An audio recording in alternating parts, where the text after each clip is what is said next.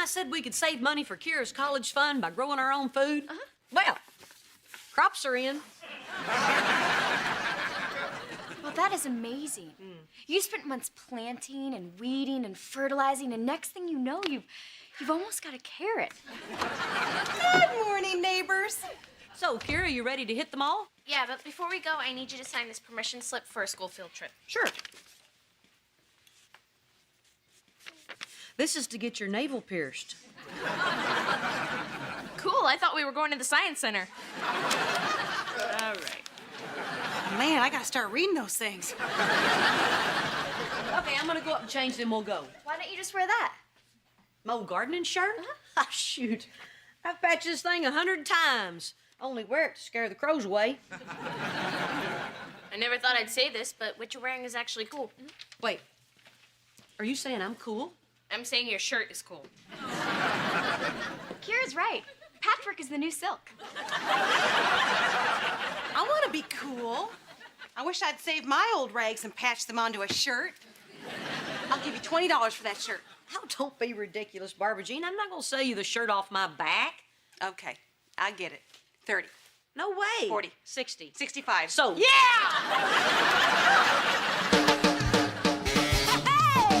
Pirates are planted in the past, though my life is changing fast. Who I am is who I wanna be.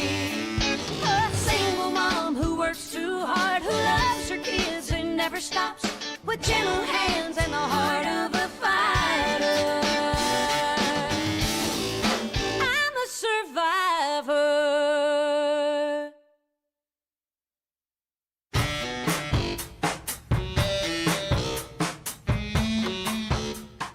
Hey, honey. What you doing? Oh, you look beautiful. I bet you're in a good mood. I got you a fudge-covered apple. Wow. This looks like an apology apple. What'd you do? Nothing. Yet. Hey, you know how when we're going somewhere and you get all mad because you're waiting for me because I'm doing my hair? Well, those days are over. Because all the guys in the football team are shaving their heads. You want to shave your head? If that's what it takes to make you happy. Forget it, Van. You know how I freaked when you got that perm? Which... We don't talk about the perm. Look, it's for work. And if I don't do it because my wife won't let me, all the guys will make fun of me. This isn't like high school taunting, okay? They're pro football players. They're clever. Mom, Van wants to shave his head. For business purposes. Why don't you practice by mowing the lawn? I absolutely forbid you to do this. End of discussion. But all the guys are doing it. I can't be the only one with soft, wavy brown hair. Well, whatever you do, don't get another one of those perms.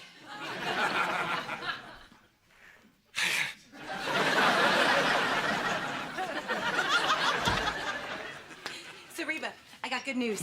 What, Brock came to his senses about quitting his job to play golf? I have not come to my senses, Reba, and I never will. So, you remember that shirt that you sold me? No refund. No, I showed it to a friend who took it to a guy that he works with, and he said that he thinks he could sell those shirts.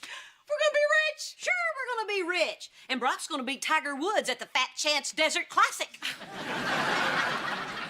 Reba, I'm serious. We should do this. You know, a lot of people make money selling things they make. And a lot of people lose money by selling things they make. Yeah, but you don't hear about those people.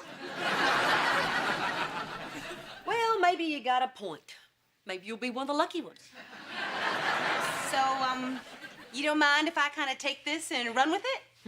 Barbara Jean, you can run with this idea. You can run with scissors. You can run with the bad crowd, just so long as you run.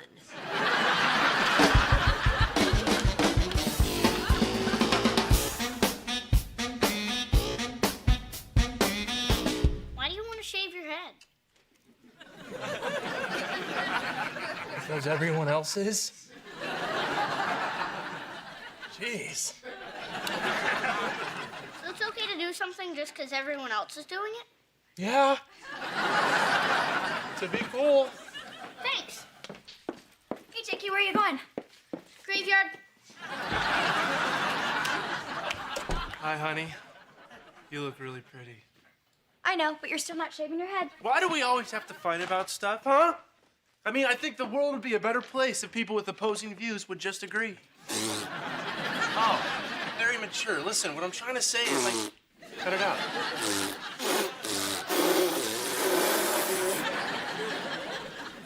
Ah, the round table.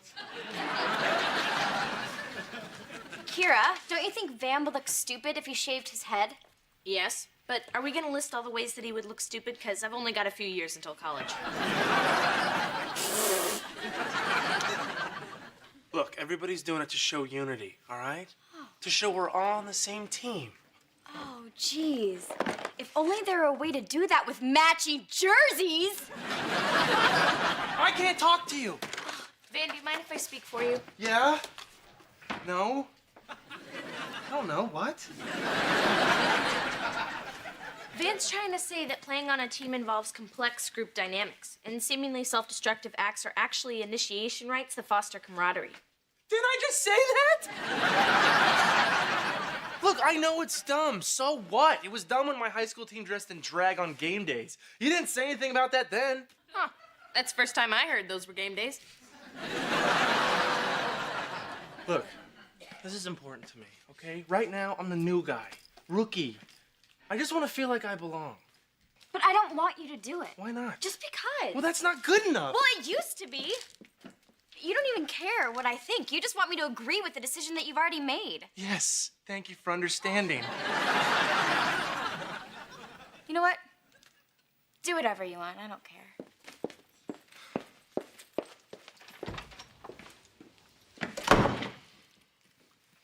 You were the prettiest on game days. I thought so too.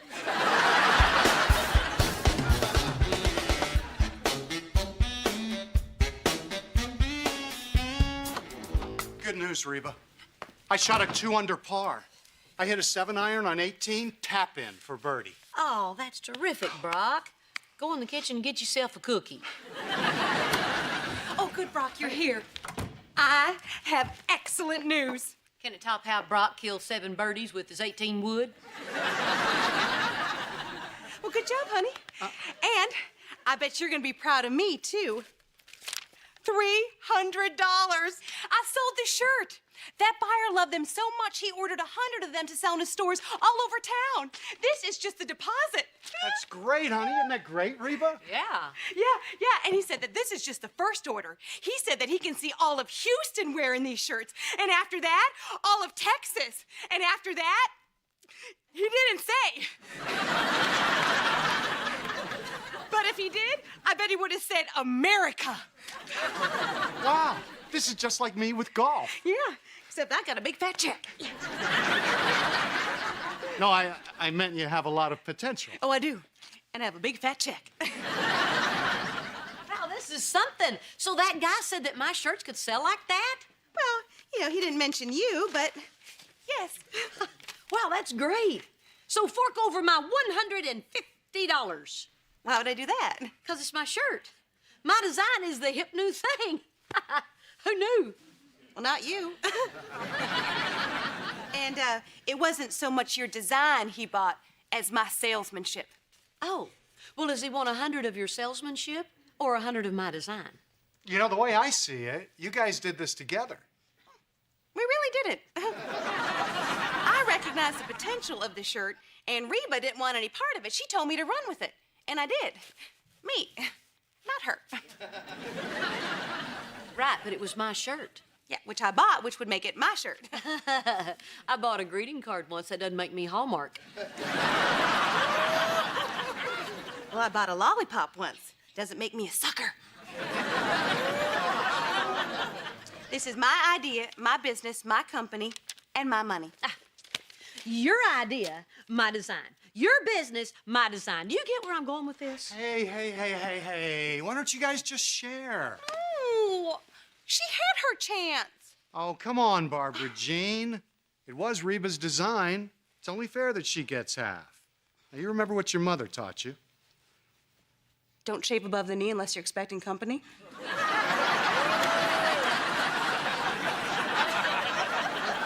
No, the other thing.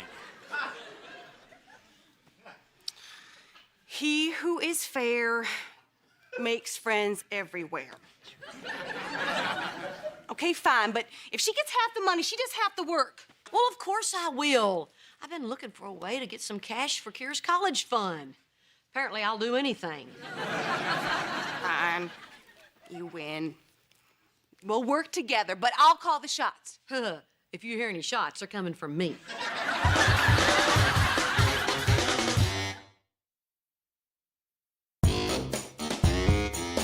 Time to get started. Virgin, take a breath. I mean, even if we do 3 shirts a night, we're still ahead of schedule. What's that? The stink of mediocrity? Okay, moving forward. I have cut up a bunch of fabric for patches. So why don't you make a prototype for us to work from? What about the shirt I already made? It was left with the buyer. What? Why would you do that? Management made a decision. We're just gonna have to live with it. Okay, fine. Go back and get the shirt and we'll start again tomorrow. And lose a whole day? Unacceptable! We've got shirts, we've got patches, do that thing you do! If you don't lower your voice, I'm gonna do that thing I've always wanted to do. Reba, I knew you were gonna ruin this for me. Ruin what? Barbara Jean, quit being so testy. I am not testy. I am a serious businesswoman. Oh, I'll be glad when this company can afford a psychiatrist. Hey, Cheyenne, what you doing? Making a list of insulting names to call Van when he gets back from shaving his head. You know, I can't believe he's doing that after I absolutely, positively told him not to. Oh, my gosh. This is the first husband who's ever had a problem with a direct order. Did you happen to tell him why you didn't want him to do it? No? Ah, we may be on to something. Look, I can ask you what's wrong, and eventually you'll tell me. Then I'll go to Van and tell him, and then he'll tell me his side of the story, and I'll just get you two to work it out. But you know what? I still got dinner to make, so go talk to him. Yeah, but Van doesn't have a side, Mom. Of course he does. That's what marriage is, finding out each other's side. Go talk to him. All right, I get it. It's just I think... Go talk to him. I just feel like our marriage... Him.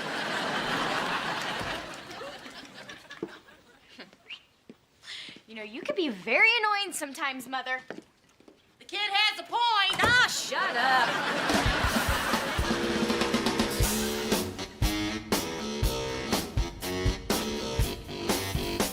What's it gonna be? Shave it. Bet you hear this a lot. My old lady doesn't want me to do it. But I mean, it's my head. It should be my decision. I just hate when she's mad at me. I don't know. What do you think?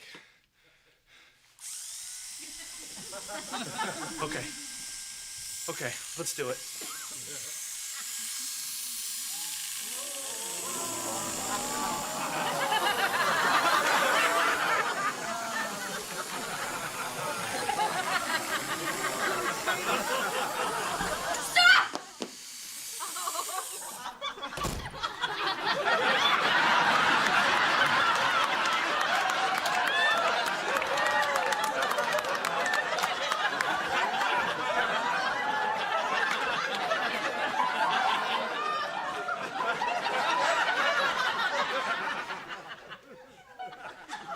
I guess there's no way to comb that over, is there? Van, I need to talk to you. Could you give us a minute, please? Sure. I'll go see if that stripy thing is turning.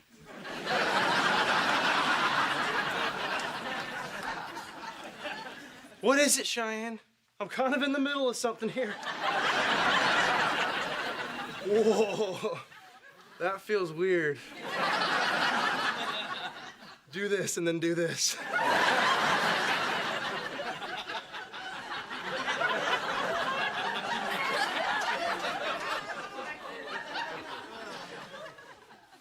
Look, Van,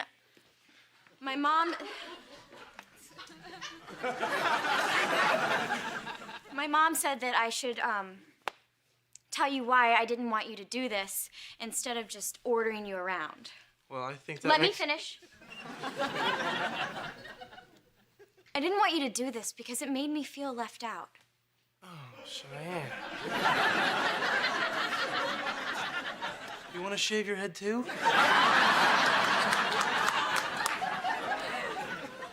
No, my hair's beautiful. I felt left out because, you know, you have this job and it's taking up all these areas of your life, and now it's taking your hair. Yeah. But this doesn't mean anything. This is just something I have to do for my job. It's similar to how some people have to take certain tests to get a job. Like when a bartender has to pass the bar.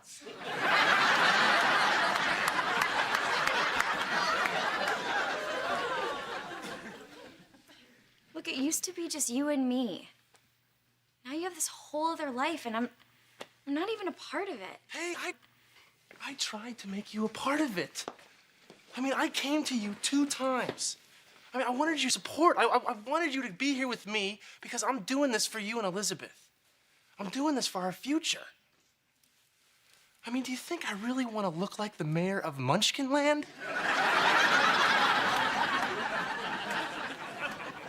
Look, I'm sorry, Van. It's just, you know, this is the only Van I've ever known. Look. If you don't want me to finish, I guess I don't have to. I mean, yeah, I'm pretty sure we can afford a very narrow toupee.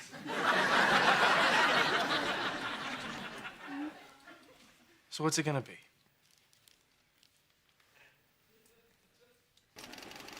Okay. Jake's in bed. How's your head? Are you sane yet? No. I feel like a failure. We failed. I didn't fail. I ain't started yet. Barbara Jean, calm down. We got plenty of time. No, we don't. We don't know how much time we have. Sure we do. The shirts aren't due till next Friday. Reba, open your eyes. I'm not talking about the shirts. I'm talking about Brock. Yeah, he's selling the practice. He wants to play pro golf. I don't think he knows what he's doing. Oh, honey, is that what you're worried about? Of course he doesn't know what he's doing. He's making all these changes, Reba. What if the next change he wants to make is me? Oh, that's not gonna happen. Well, you'll forgive me if I don't find much comfort in the assurances of his ex-wife. If the worst does happen, Reba, I just need to know that I can be something other than Brock's wife. But apparently I can't. I can't even be the crazy lady that makes shirts. Barbara Jean, he loves you. Reba, he loved you too. The man's a pig. The company finally agrees on something. Barbara Jean, look at me. Look at me. Look at me. Brock isn't going anywhere. He loves you. He's crazy about you, okay? Thank you. You're welcome. Now, let's see what you got going here.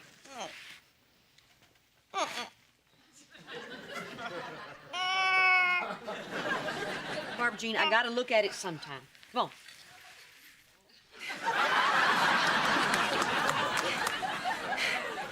If they like patches, they're gonna love these. Oh God, it's so ugly.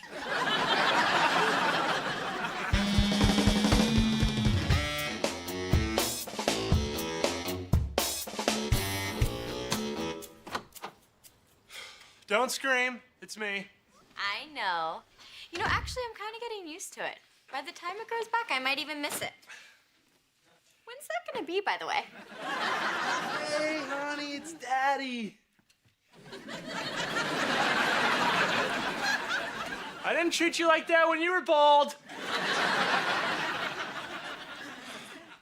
Cheyenne, I think I made a mistake. No, you just have to remember why you did it, to be like one of the guys. Well, see, the other guys didn't do it. What? Yeah, they tricked me. They're mean. Hold me.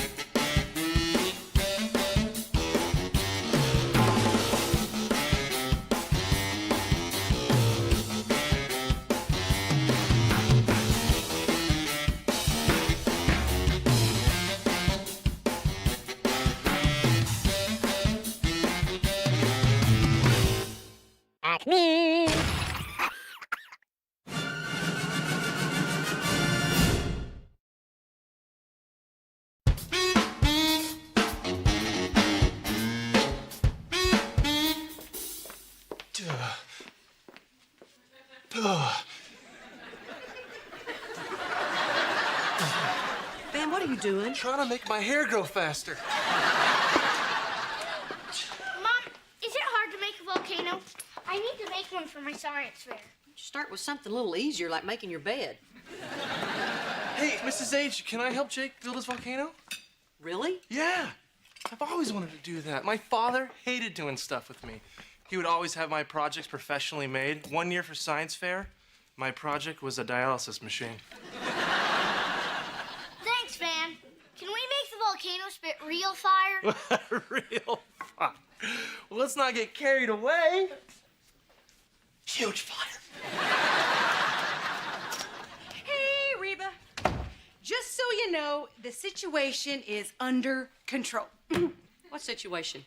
Is Kira allergic to any medicines? Is Kira sick? Sorry, yeah. I need to borrow a heating pad and a blowtorch.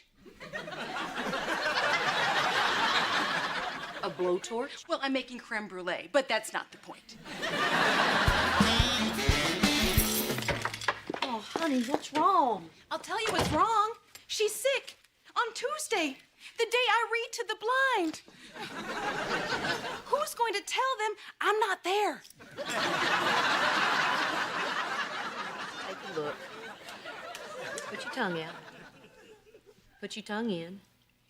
Put your tongue out. Now shake it all about. Reba, you do not hokey pokey with the ill. She's faking! Trust me, I can spot a sick kid from 50 yards in a dense fog, and she's not sick. All right, Kira, what's going on with you? Nothing.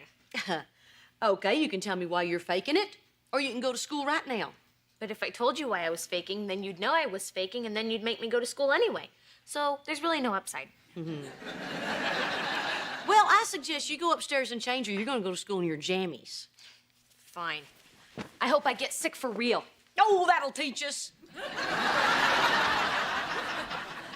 Man, I am so easily fooled.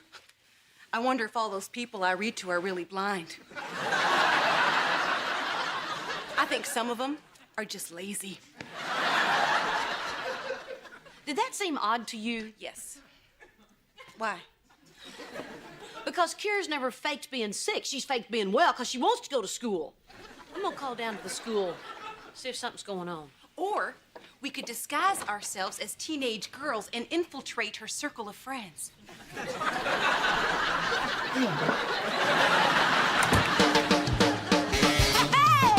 Pirates are planted in the past, though my life is changing fast. Who I am is who I wanna be. A single mom who works too hard, who loves her kids and never stops, with gentle hands and the heart of a fighter. I'm a survivor.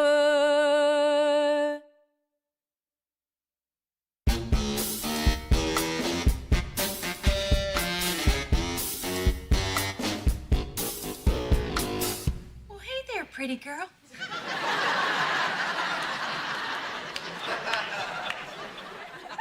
Oh, no. You said you'd help me reorganize the attic. You are not hitting the course right now. You know, sweetheart, since golf is going to be my new job, we really should consider the course as my office. So, I'm going to the office. Sit down, Brock. We need to talk. Well, isn't this great? Maybe I should get a third wife. Then I'd never have to play golf. What's up? Well, after Kira's little illness this morning, I made a call down to the school. Apparently, she's been absent 4 times this month. Hey. Whoops, my mistake. I walked into the room marked lynch mob. Mark it. Kira, is it true you missed 4 days of school? Barbara Jean, you signed the notes. You tricked me. You didn't want my autograph.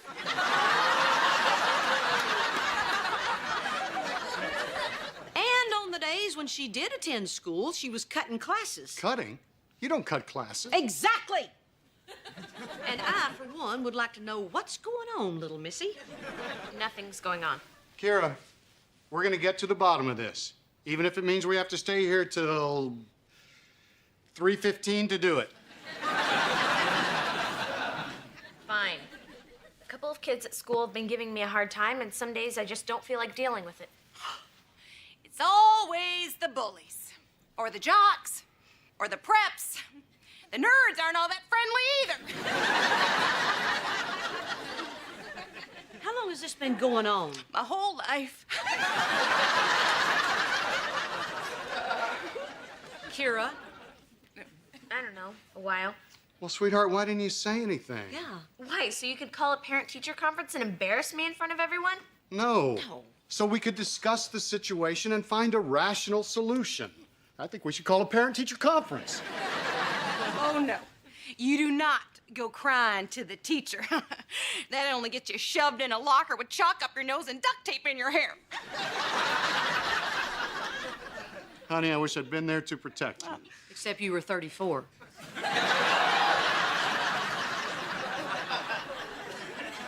It would be easier if I could just switch schools. Kira, honey, in my experience, there are only 2 ways to deal with bullies. You can hide in the bushes until they forget about you, or you can buy them presents. Which reminds me, Reba, I picked you up a little something at the mall yesterday.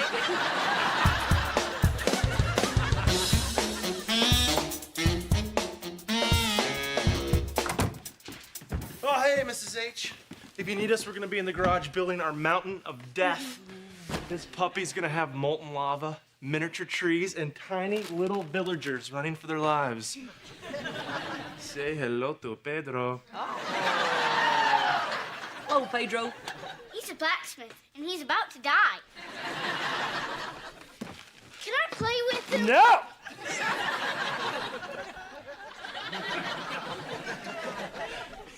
Well, I mean, just be careful, buddy. They're fragile.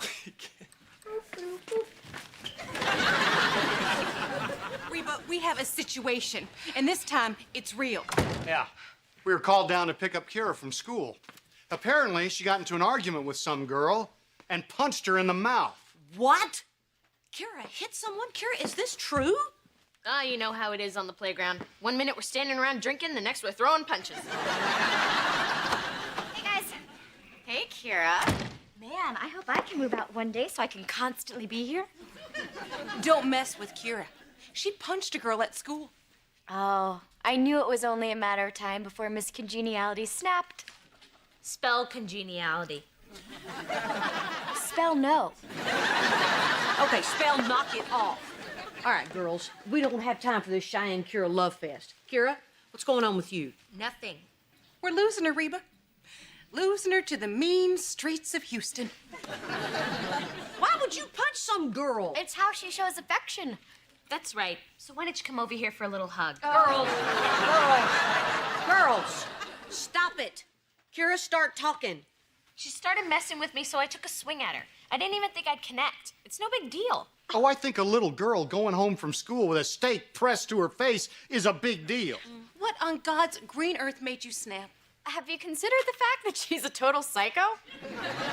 Shut up. You shut up. Girls, this is your last warning. I gotta get out of here. Kira, what did that girl do to make you lose it? She called Cheyenne a slut, okay? She called Cheyenne a slut, so I punched her. Oh my gosh, my psycho sister loves me.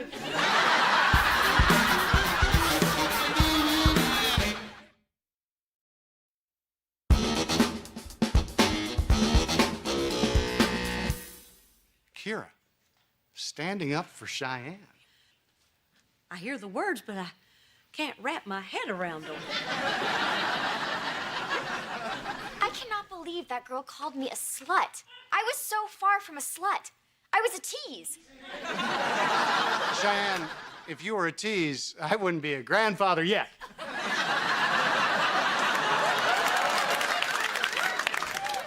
Even if Kira was standing up for Cheyenne, we still have a huge problem. She decked that girl. But she was defending a member of our family, which is what our family has always done. Yes. Reba, if I didn't know better, I'd say you approve of this. Is that a slam against my Oh, family? well, hey. Come on, Barbara Jean. You heard what that girl called me? Yeah. Plus, it takes one to know one. Except I'm not one. But if I was one, then she would have to be one, you know. Too. Kira still has to be punished. Oh, you got that right. If we don't, she could turn on us. And I'm bruised like a peach.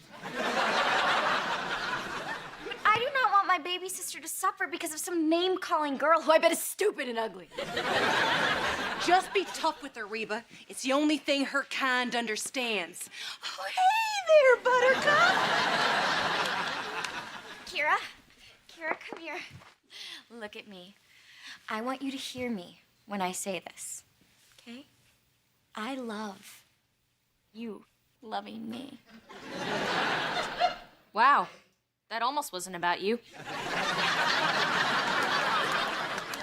Kira, we're all very happy that you stuck up for your sister. Yes, but hitting that girl was wrong, and there need to be consequences. So, you're going to have to be punished, right, Reba? Yes. I'm sorry, but your dad's right. So I'm afraid there will be no Jackson Browne concert next month. Who the heck is Jack?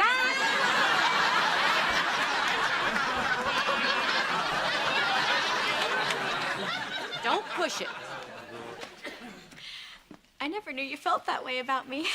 Can we please not make a big deal about this? Anything you want, because as of now, we are spending every free moment together. I'm taking you to the mall. Come on. No, please, just one more punch.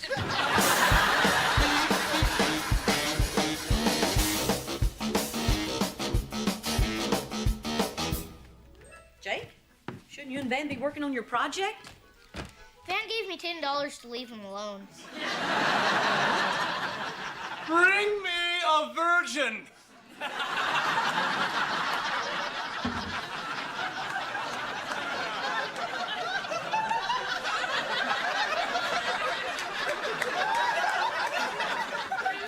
Mrs. H, you have to take a look at this. First, smoke and glowing lights signal the eruption.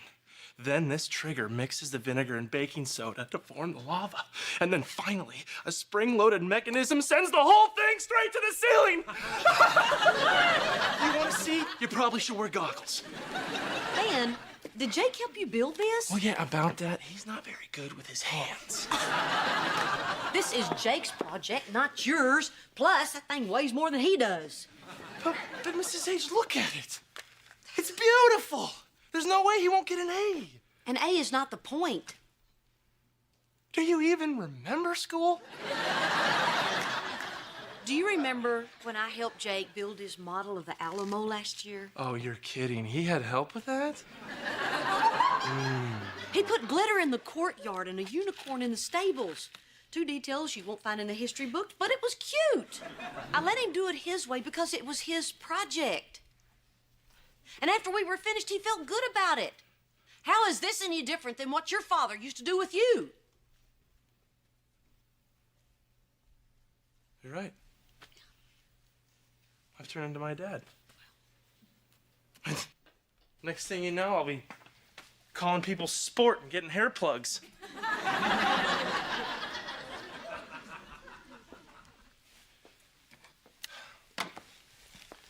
Hey, listen, sport.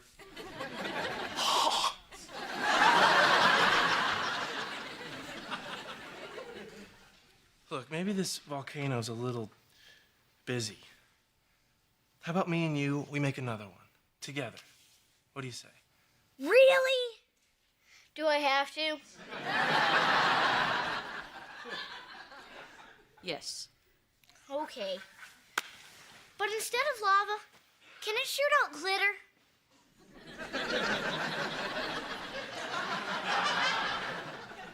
Glitter. Sure. We'll call it Volcano, the musical. Kira, I'm just saying that you should kiss as many boys as you can because one day you wake up and boom, it's senior year and you're married. Well, if it isn't the Bobbsey twins, you guys have a good time? Oh, it was great. It's the first breath she's taken. You are so hilarious. It is so cool having such a hilarious sister. Take good care of my hilarious sister while I'm upstairs, okay, Mommy? Mwah. Well, if you were a little older, I'd offer you a drink. Let me make you some tea. Thanks. Oh, wait a minute. Mom, I gotta confess something. And if you ever tell anyone I said this, I'll deny it. And I'll never tell you anything ever again, ever. What is it? I actually had a pretty good time with her.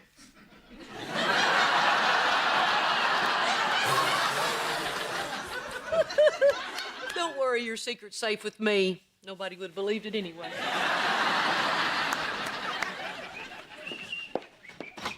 Reba, we have a huge problem. No, we don't.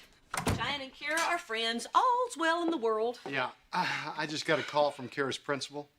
They have a zero-tolerance policy towards violence. They're kicking her out of school. What? They can't do that. Zero tolerance, Reba.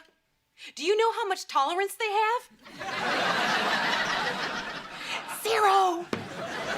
That's completely unfair. She's one of their best students. I told them that. Sure, she had a little lapse in judgment, but that's no reason to ruin her life. I told them that, too. Well, you didn't tell them loud enough.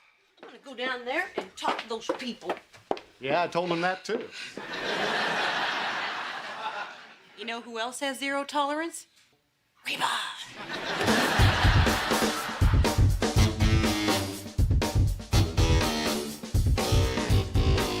Mom, do you think we should be doing this? They're gonna get mad. They might kick Jake out of school. Kira, you stood up for Cheyenne. We're gonna stand up for you. But I don't... No buts. That's what family does, okay? Have a seat. I've been out of high school almost 30 years. It still makes me nervous to go to the principal's office. Did you chewing gum? No. Yes, you are. Are you trying to get us into even more trouble? Now, get rid of it. Swallow it.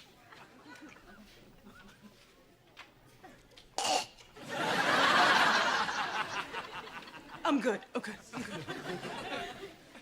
So, what's our plan of attack? Okay. Well, we open up with Kira's school record. Straight A student, honor roll, that sort of thing.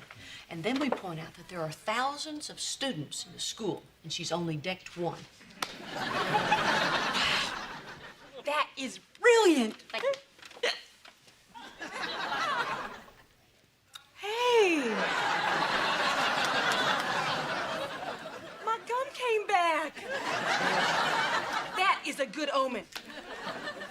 Hey, guys. Cheyenne, oh, it was so sweet of you to come down here to support your sister. Are you kidding me? After what Kira did for me, there is no way I'm letting them kick her out of school. Mom, do we really have to do this? Honey, look, I know you're nervous, but we've got to go in there and tell them what happened. I just want to go home. Sweetheart, it'll be fine. Hey, I've got a great idea. We should have Cheyenne tell the story. Can you cry on cue? Are you kidding? Guess who has never had a traffic ticket? Me too. Okay, Cheyenne and I are gonna cry. Don't worry, if it looks fake, I'll make them stop. Stop. Mrs. Hart? Mom, don't do this. Kira, I told you. I wasn't defending Cheyenne. I wanted to get kicked out. Are you coming? We're gonna need a minute.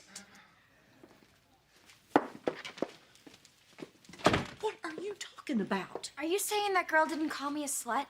No, she called you a slut and a loser and a teenage baby machine. You could have just said yes. She also said that I was gonna be just like Cheyenne, which is what everybody says all the time. I guess I'm just tired of hearing, hey, Kira, how many kids are you gonna have by prom? Well, did you also say that Cheyenne is going to college now and she has an A- average? It's not my job to defend her.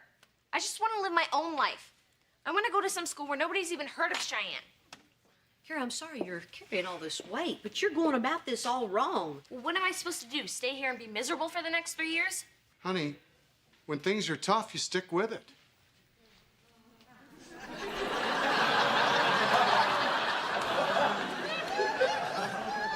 Well, at least I didn't hit anybody. Kira, honey, we've got to go in there and tell them what's been going on.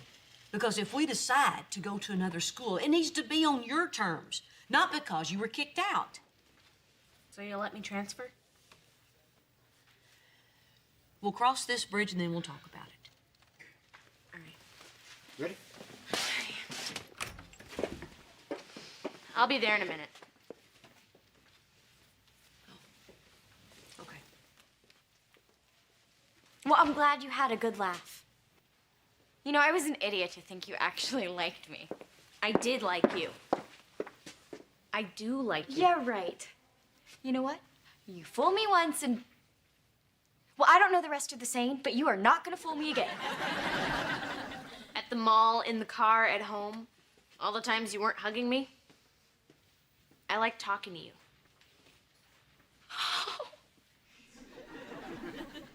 Oh, God. All the times you weren't hugging me. Oh, sorry. So, what was your favorite part about talking to me? All the words you mispronounced. You are hilarious! There is no way I'm letting them kick my hilarious sister out of school.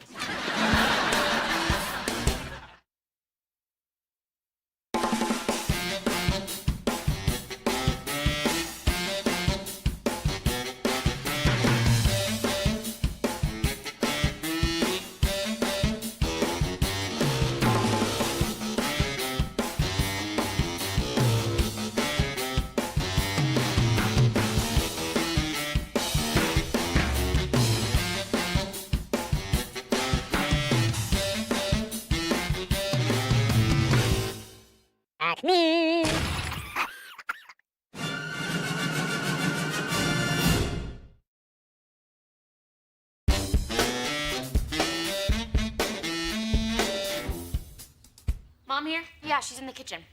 Who's got your nose? Who's got it? That's a good way to make your kid feel safe. Tell her parts of her body can get yanked off. Hey there, neighbor. How's school? It was like work, but without the money. I got news for you. So's work. So, what brings you around? Well, I was on my way home to Dad's, but then I remembered. Dad's there. Dad in his 3rd degree. Where were you? Who were you with? What were you doing? Ooh, man, you'd think he's your father. Then Barbara Jean's reallys start. Where were you really? Who were you really with? How does the CD player really work? Well, maybe she's just naturally inquisitive, you know, like a chimp. Look, they're just a little on edge right now. What with your father trying to sell his practice and trying to get this golf thing going. Well, I wish they would stop. I can't keep hanging out the library. I'm getting a bad reputation. Can we talk to them about it? Ah, they wouldn't listen. They might. I'll bring them some bananas.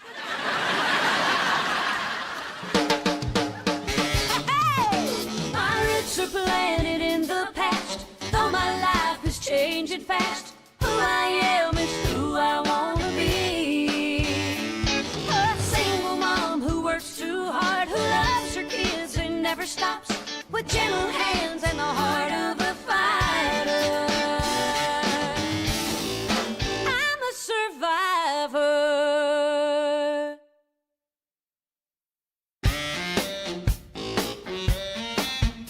Cheyenne, you will never believe what happened to me today. What? I got asked to appear on The Huddle, the team's cable TV show. Oh, you mean that goofy thing on, like, Channel 2000?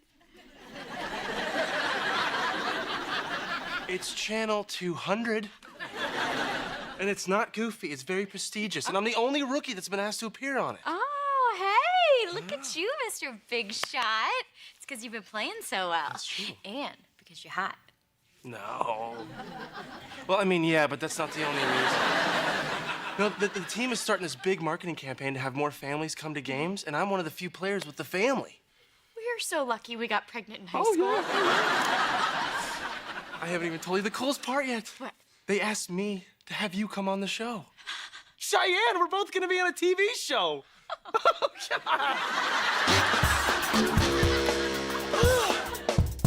I am gonna get you so ready for that TV show. I can't do this. Look, we're just talking about it, and I feel like I'm about to throw up. They say if you're nervous, you should picture the people in their underwear. I don't recommend it. I always lose my train of thought when I do that.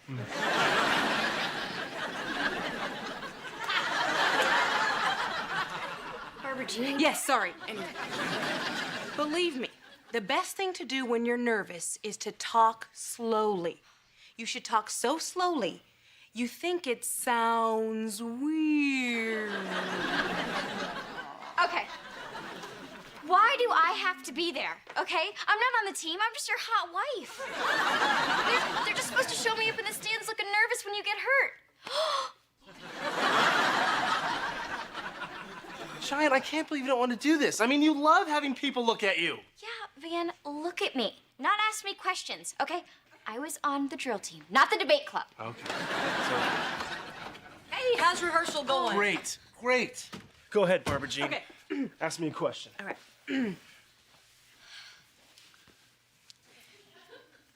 So, Van, how do you balance your career with your family life? After all, you have a fairly large extended family, don't you? Well, Not yet.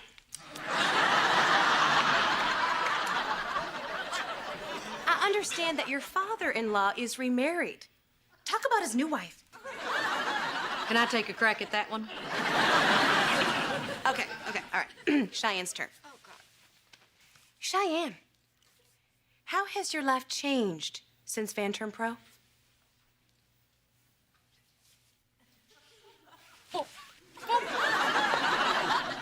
Barbara Jean, you don't ask a pretty blonde hard questions. You just admire them. Speaking of pretty blondes, where's Brock? Upstairs.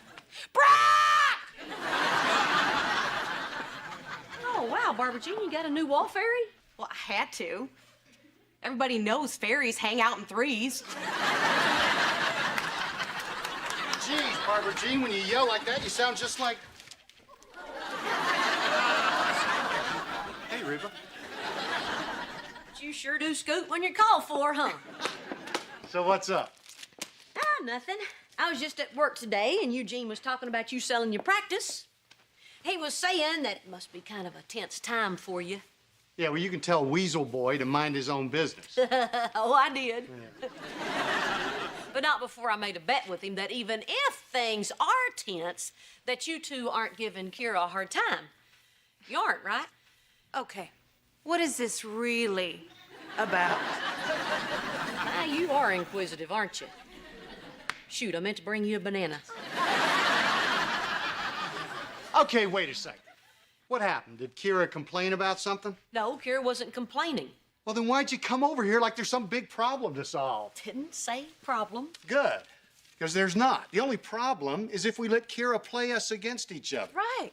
And every time Kira says boo, you can't rush over here to make sure we're good parents. Didn't rush. You're the one who said it's important that we present a united front, Reba. I know. Man, I wished I'd have brought a banana.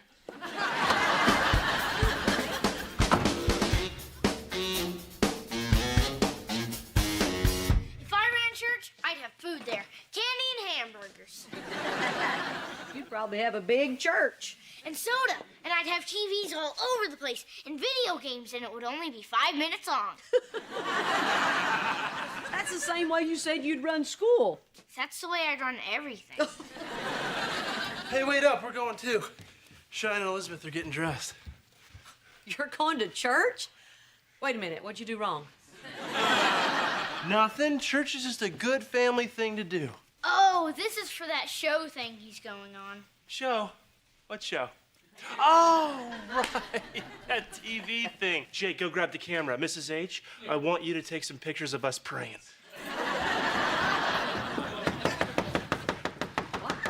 What? Oh, going to church? Good, because you got plenty to confess, sister. If you don't change your tone, that might be true. Dang it, Reba. We're not supposed to let her play us against each other. Family, can't all this ugliness wait until after we've worshiped the Lord? Brock, what are you babbling about? Kira and our united front. It undermines our authority if you let her do things like this. Things like what? She can't come over here in the middle of the night just because I yelled at her. What? Kira's not here.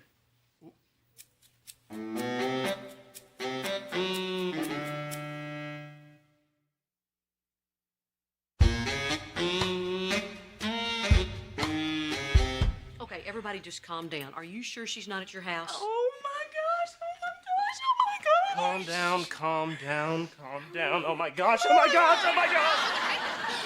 No, Reba, she's not at our house. Maybe she got up early and went to a friend's. Reba, I've been up since 5. She had to have left in the middle of the night. What about her boyfriend, huh?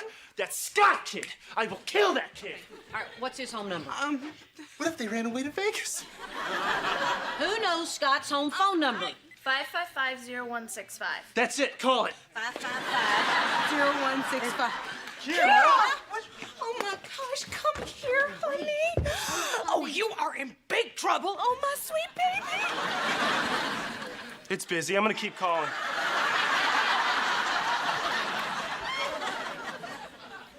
I'm sorry, okay? I came in when everybody was asleep and slept in my old room. Without telling anyone? Do you have any idea how scared we all were? You little knuckle bunny. Thanks for making me sweat right through my church clothes. Oh, come here anyway. Church clothes? I jumped over a fire hydrant in my jammies. Okay, Kira. Funny joke. Now here's what you've won. You are grounded. You are big-time, supersized, new and improved grounded. When you come home from school, you go to your room. When you leave your room, you go to school. That's it. That's not fair. This wasn't fair. Now you go home.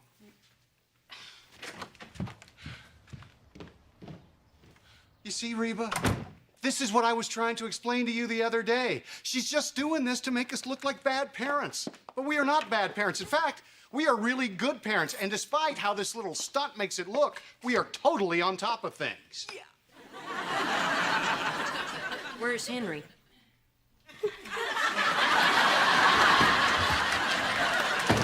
Come on, Jake. We got 2 more people to pray for.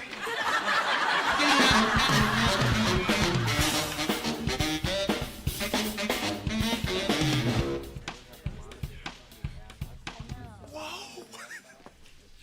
We're on the set. Isn't this exciting? It doesn't match my clothes, Van. Let's go. No, come on. There's nothing to it. You're gonna do fine. Just remember what Barbara Jean said. Talk. It doesn't matter how I talk because I'm not gonna talk. Slow. Cheyenne. Free donuts.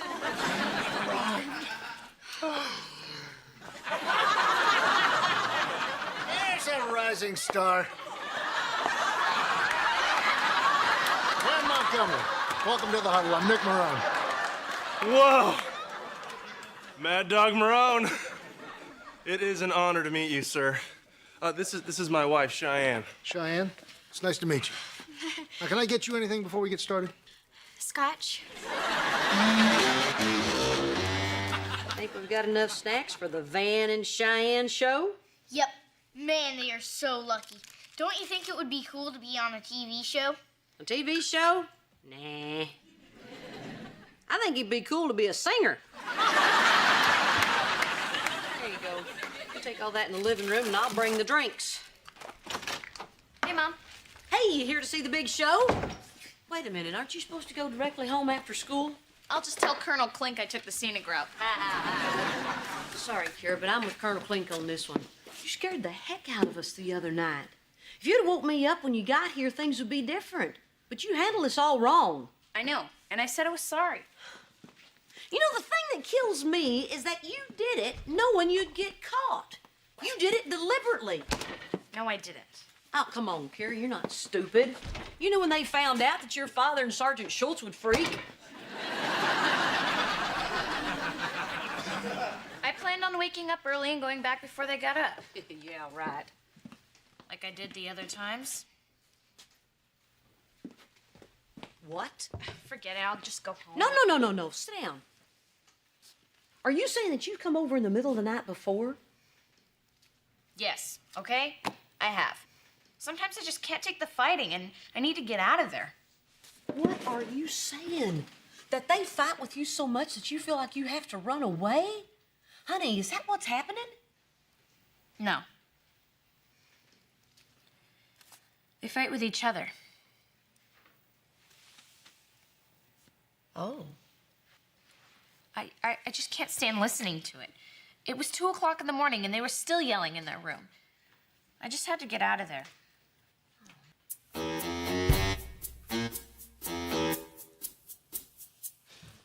Okay, when they come out of the theme music, they're gonna cue me. And it's our ball to run with. How you feeling, Cheyenne? You a little nervous? That's me on the monitor. Oh my God. Well, I look great. Van, check it out. Look how goofy your head looks. It's huge. I look great. Van, honey. You okay, buddy boy? Welcome to the huddle.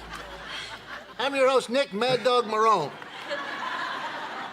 My very special guest today is rookie standout linebacker and tight end, Van Montgomery.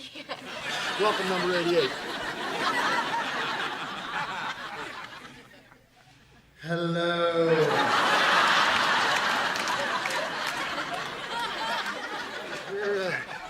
We're also very excited to have Van's lovely wife here with us today, Cheyenne.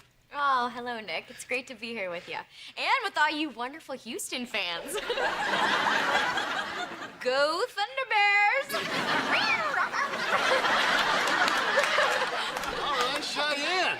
Yeah. You know something? You're the first player's wife we've had on this show. Well, I guess that makes me a rookie too, Nick.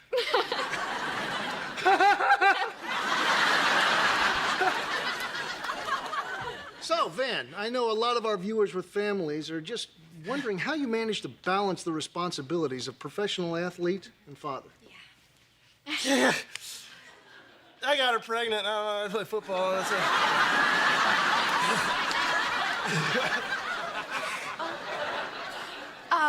Well, Nick, Van is actually incredible at both jobs. He gives it all he has on the playing field and all he has at home. You know, even after a tough practice, he still comes home and reads Elizabeth her bedtime stories. Is that true, Van? Well,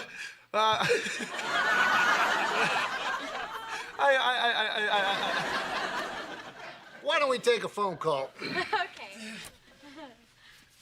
You're on the air with rookie sensation number 88, Van Montgomery. It's so nice to see a player who's a nice family man. Cheyenne, I love your hair. Where do you get it cut? That is so sweet. Actually, I get it cut at Salon Verona on Fair Oaks. Well, now that you've given them a plug, I'm sure they'll cut it for free. Oh, really? Well, in that case, I buy all of my clothes at Donna's Outlet on Oak. I got her pregnant.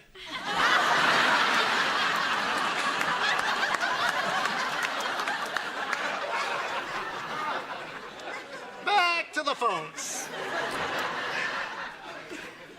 You're in the huddle with Van and Cheyenne Montgomery. Yeah, I think Van is a lucky guy. I mean, he has a beautiful wife who's so supportive of him. Well, makeup, I'm blushing. Well, you shouldn't be. That guy was right on the mark. Oh, Nick, thank you. Let's take another call. Okay. You're on the air with Cheyenne Montgomery. I understand that Van's father-in-law is remarried. Talk about his new wife. Let's go ahead and save that one for Oprah, lady.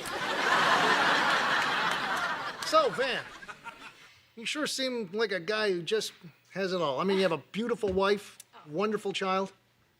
Tell us all what it's like to be a guy who's on top of the world.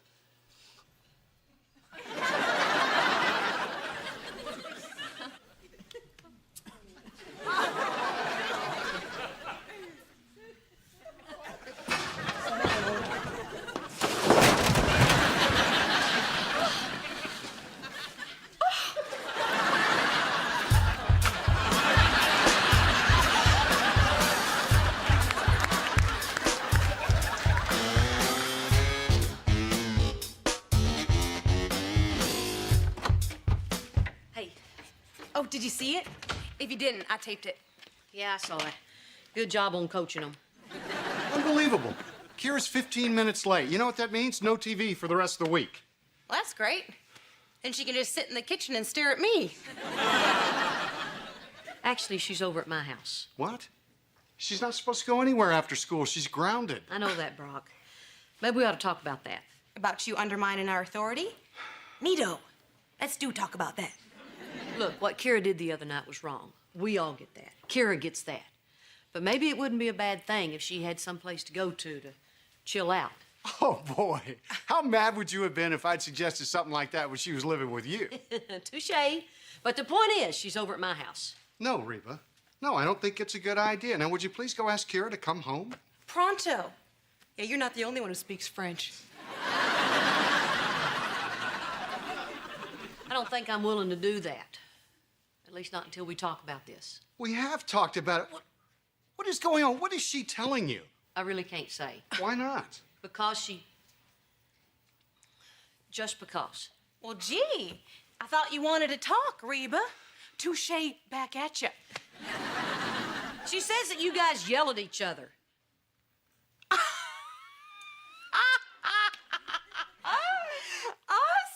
Oh, yeah, that's believable. Look, Barbara Jean, I'm not trying to get in your business here. Well, it's not true. Biggest argument we have is who loves the other one more. I win. Barbara Jean. No, we don't yell. It's okay. We don't yell!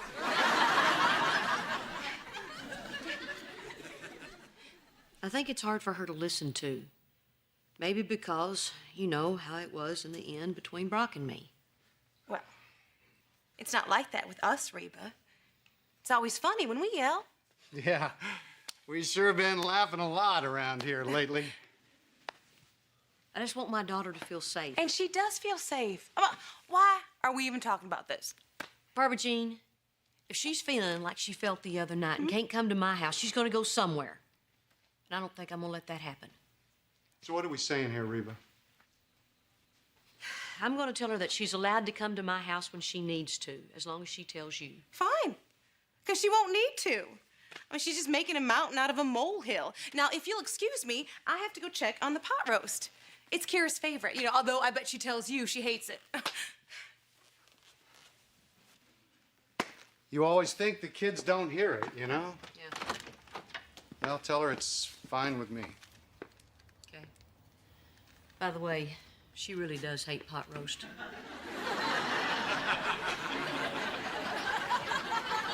Yeah, me too.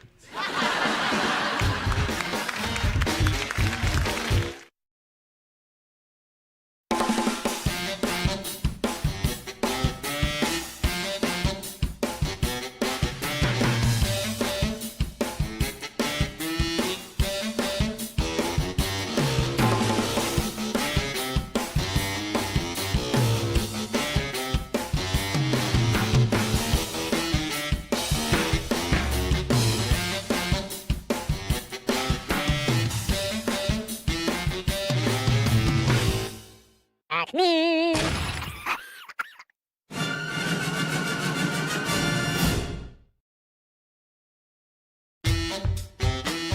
Mom, what do you want for Mother's Day? Oh, honey, you don't have to get me anything. But I love you and I want to get you something really nice. Oh, honey, that is so sweet. Oh, I don't know, maybe some flowers? Great. Where's your wallet? It's up in my bedroom. Jake, nothing too nice, I'm broke. Put my name on the card. Well, what is this? Why, it's a letter addressed to Van and Cheyenne Montgomery from our bank. Really? What does your piggy say? Same thing he always says. Shut up, Kira. Oh my gosh! This is so exciting! We got our first interest payment on our savings account. Look, $1.23. Whoa, I wouldn't have made fun of you if I'd known you were rich. You know, opening the savings account was the smartest thing Van and I ever did. Yeah. Okay. That was very responsible, Shane. It was wicked responsible. And next month, we are gonna get another payment of $1.23. And the next month, and the next month, and the next thing you know. Old Jed's a millionaire. Well, I better get going. What are you up to? Well, I'm having dinner with Scott and his parents. It gives them a chance to stare awkwardly at me and not talk. Hey, Reba. Hey.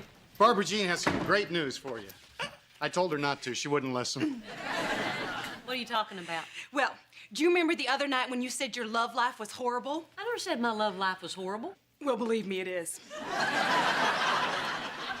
Anywho, once again, I have come to your rescue. Oh, no, please tell me she's not coming to my rescue. She did. She set you up. Oh, Lordy, no. Oh, Lordy, yes! It's the man of your dreams, the future Mr. Reba. I told her this was a big mistake.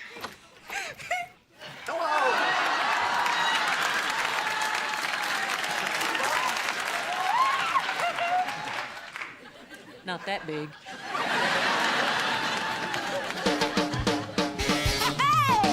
My roots are planted in the past, though my life is changing fast. Who I am is who I wanna be.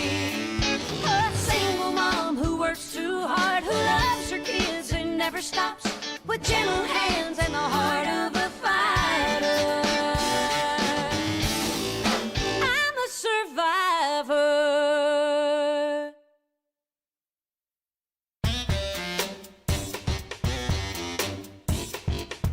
Reba, Terry, Reba. Terry goes to our church.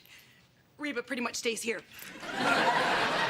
Yeah, well, church is tomorrow. Tonight, you and I are going to worship at the Church of Boogie. You can't stop him. He's like a wind-up toy. So we're going to just all stand around, or are we going to get down, get down, get down? Is there a third option? Well, since we dropped him off, why don't we leave these two kids alone? Whoa, no. Whoa, no is right. It's not only the perfect date, it's a double date. Barbara Jean, can I see you in the kitchen for just a minute? Oh, your ex-wife is hot. You should see her from up here. So that's my perfect date? I'd like to see the guys you eliminated. Look, I know that Terry has his shortcomings. Not on purpose, swear. But you two have a lot in common. You're both divorced. Yeah, I was wondering where the other divorced person in the world was. You're also both smart and funny and sweet. He reminds me of you. In a small man's body. I don't want to date me. I'm with me all the time. My bad. So it'll just be the one date, and then we'll just play it by ear. No dates, no ears, no nothing. Wait, we can't just kick him out. He's in a very vulnerable place right now. I think his divorce was very painful. We know what that's like. And the pain just keeps on coming. Fine, I'll give him 1 hour, but these 8 minutes count against it. Sometimes when I'm really bored, I go into the big and tall store just to mess with their heads. Sometimes when I'm really bored, kind of like now. All right, Elizabeth is asleep. Hey, Cheyenne. Wait, you know her? Yeah, Van was teaching him how to play football. Well, how'd that go for you? Good, good, except he thought I was gay. Get out. It was all big misunderstanding. And then I thought he was trying to hit on me, so I called him Mary and blah, blah, blah. I'm sure you know the drill. I'm sure it's nothing you hadn't experienced before. Betty. What's that supposed to mean? Oh, come on. Handsome guys like us are labeled all the time. You got that right, buddy. Hey, I got a surprise. Oh, me too. Terry, Did you miss me, Mary? I'm not gay. Okay, honey, we know. We're just kidding. I know. Oh, God. What's the big surprise all about? Oh, it's outside. It's fabulous. I mean, it's really cool.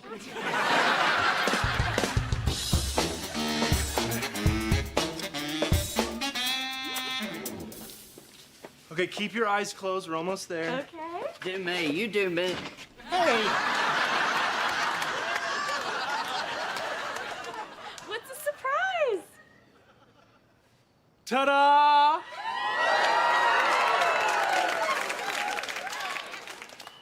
What's this? This is our new car. Well, it's an old car, but it's our new old car. Please tell me you stole this. No, I bought it. Cheyenne, we've always dreamed of owning a sports car. You know what that means? We can stop dreaming. Then you bought it? But we just started putting money in our savings account. Right, and what are we saving for? To buy stuff we want. Just think of this as us skipping a step. Wow. A 66 Stang. 65.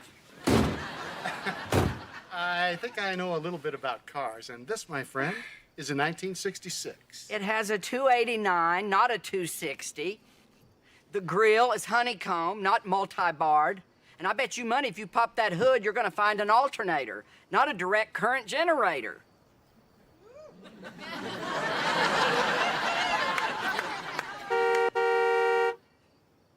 Horn works. So, all by yourself, you decided to just buy a car. Oh, it was magic, Cheyenne. I was on the bus coming back from practice, and I looked out the window and I saw this car. It said, "You don't belong on a bus, cowboy." I looked around. There was no cowboy on the bus. It was talking to me. Really? And while you were having this conversation with your new little friend, did he bother asking you how you can make a decision like this without talking to your wife first? I mean, Van, how could you spend all of this money without asking me if it was okay? Well, Cheyenne, I don't need to ask your permission.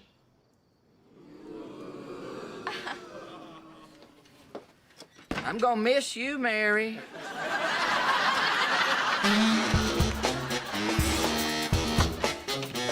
Cheyenne, I'm sorry I bought the car. I feel horrible. Till I get behind the wheel and hit the gas. He bought a car? Yeah, a Mustang from 1960-ish. Boy, I'm glad y'all are back. For a while there, I thought I was on a date with Betty. He calls me that because he thinks I'm handsome. Well, you can't actually call this a date because we're not going out. But as long as you're here, I guess we can spend the next 52 minutes together. He shoots. He scores. He dreams. So, Terry, tell me a little bit about yourself. Well, what can I say, darling? I'm a tomcat on the prowl. Really? And that pays well? See, this is what I was hoping for. You could run a waffle iron on the electricity in this room. Boy, maybe I should go tell the kids they're about to get a new stepdaddy. Oh. Honey, shh. Let Reba and Terry talk. Well, I'm not all talk. I could use a waffle iron about right now.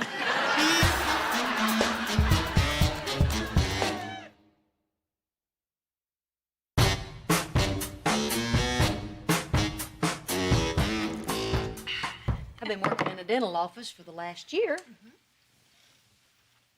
Really, that is just fascinating. Well, it's really not all that fascinating. Well, it is the way you tell it. Here, let me get you a coaster. There you go.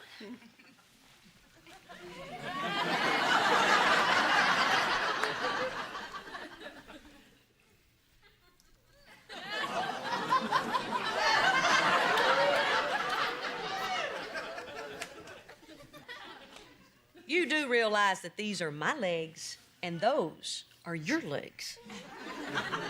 Yeah, but my legs don't turn me on. Oh,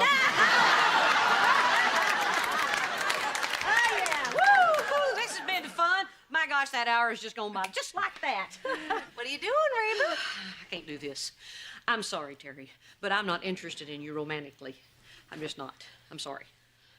Oh, this is so awkward. It's all my fault. I came on too strong. No, no. Yes, yes. Bye-bye. I'm so ashamed. This isn't me. It's not? No. My wife dumped me for a guy that acts like this. I thought that's what women want. I've been acting like a pig, Reba. I apologize. Well, that's okay. Sorry to hear about your wife. Oh, I got dumped for some big blonde goofball. Hey, me too. Really? Oh, man, the stories I can tell you. We've already heard those stories, Reba. No. I want to hear how you got through this. Hey, what's the worst thing your ex ever did? Would you settle for the top three? Well, I think we made Reba uncomfortable enough for one night. We should go. What, and wreck our fun? Park it. Yeah. It's the least you could do for leaving this peach of a woman. Did you hear that, Brock? Terry here thinks I'm a peach. You know, I prefer to focus on the positive. You get the bed all to yourself. You don't have to share a closet. And the best part of it is, they just ain't there. Gosh, you make it sound so good. I can't wait till I get divorced.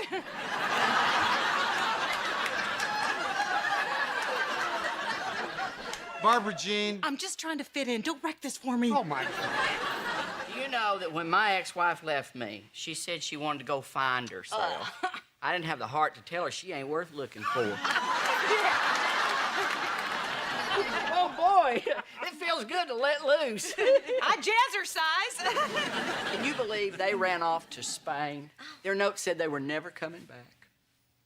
You know, I bet you guys would love Europe. Oh, speaking of Europe, Brock recently quit his dental practice to pursue other interests. Yeah, why don't we talk about that? What are you gonna do? Play golf. Pro golf. Yeah. I was talking to a young man down the street. He was doing a similar thing. Oh, yeah? How's that? Well, he wanted to be a baseball player, but now he wants to be a spaceman.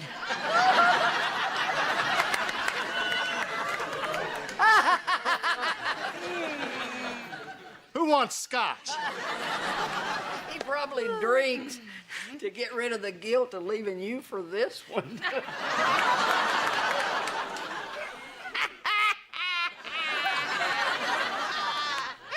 You little hobbit.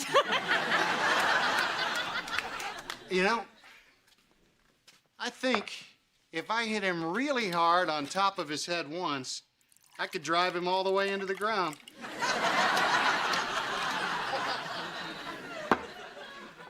What's up? Nothing. I just eat whenever Shine gets mad at me. Whoa, pal. That's a bad habit to get into. I just don't see what the big deal is. It's a cool car. I got a great deal. I even had a mechanic check it out.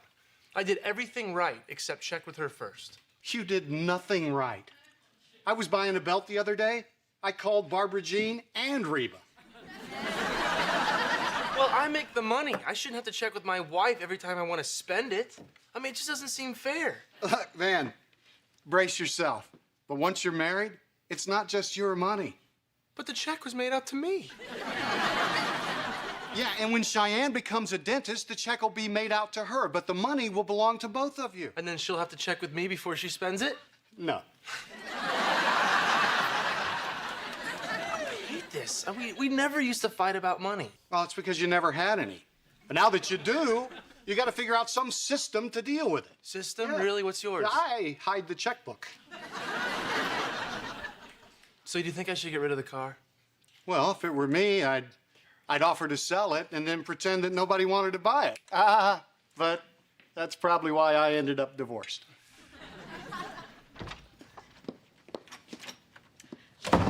Well, I see it is still out in the driveway. Look, Cheyenne, honey, I don't want to fight about who was right and you were wrong. Now that we have money, we need to figure out some sort of system to deal with it. Okay, how about this? Since I'm the one that buys everything for the family, I should be in charge of the money.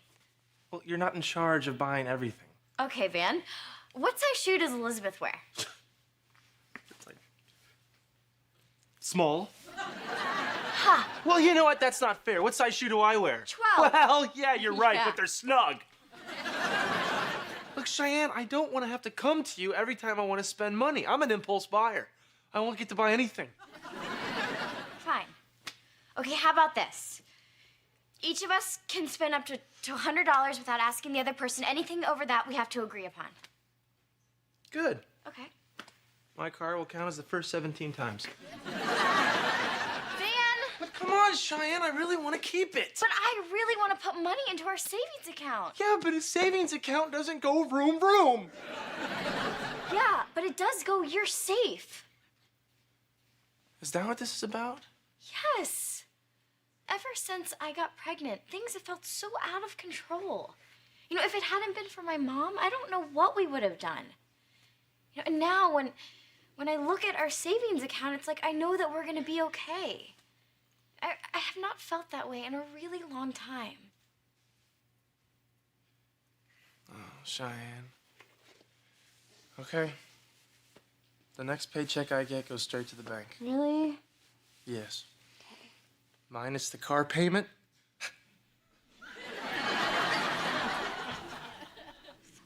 Well, guess I should ride in it before I make my decision. Yes! We're keeping it! Oh, mwah. Man, life was so much simpler when we were poor. Oh, yeah. Your mom has no idea how lucky she is.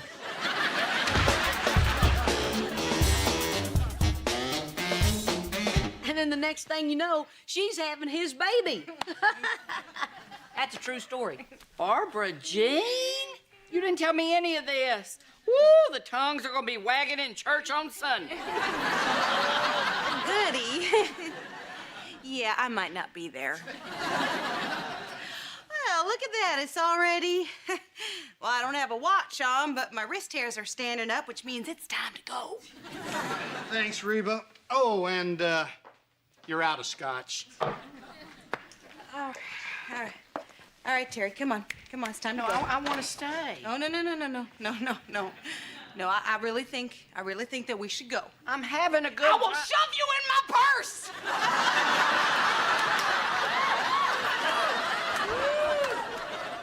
Barbara Jean, can I talk to you outside for a second? Yeah. Get your shoes on.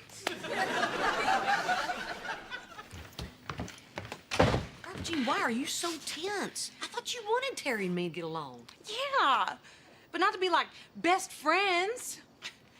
I mean, you never sit around with me and joke about your divorce. Yeah, but we joke about a lot of other things, like that guy you married. What I mean is, you've opened up to Terry more in the past hour than you have with me in our entire relationship.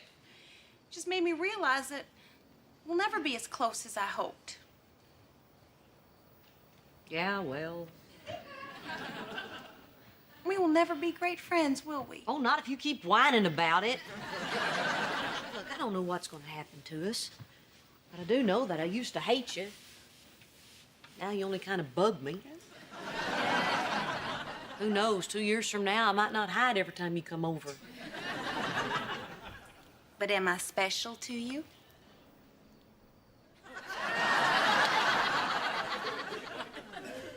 Special? Well, let's put it this way. There are a lot of divorced people that I could joke around with, but you are the only person who can be the other woman.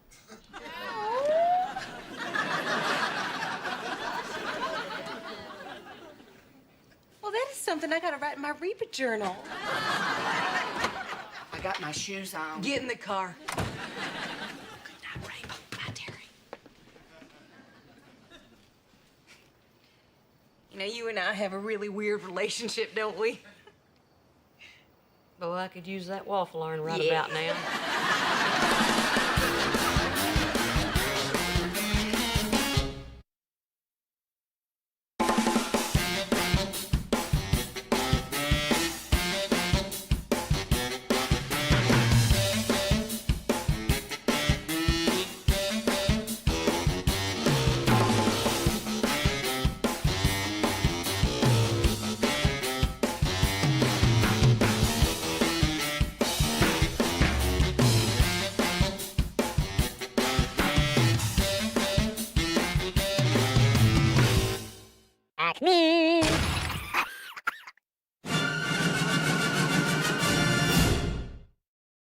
To come across like all they care about are looks. By the way, he paused, his gaze softening as he looked at his wife. You have been looking hot lately. Oh, I know, but I had to take it, Reba insisted, waving a hand dismissively. It was free.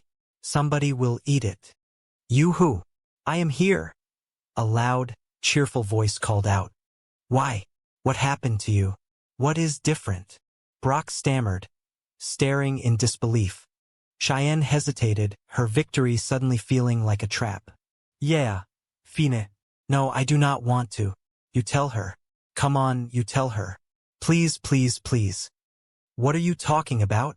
Reba asked, genuinely puzzled. I am very healthy. Look, sweetie, why do I not tell her?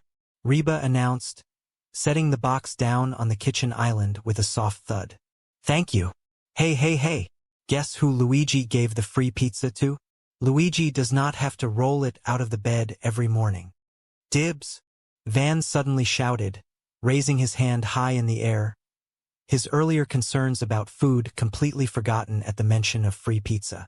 Cheyenne sighed, looking at the greasy box. You know, Mom, we really do not need another pizza. I mean, it is really just the three of us. Before the sweet moment could linger, the front door swung open, and the unmistakable, vibrant energy of Reba filled the room. She marched into the kitchen carrying a large, flat cardboard box, her face beaming with triumph. Cheyenne blushed, a genuine smile breaking through her worry. Oh, you!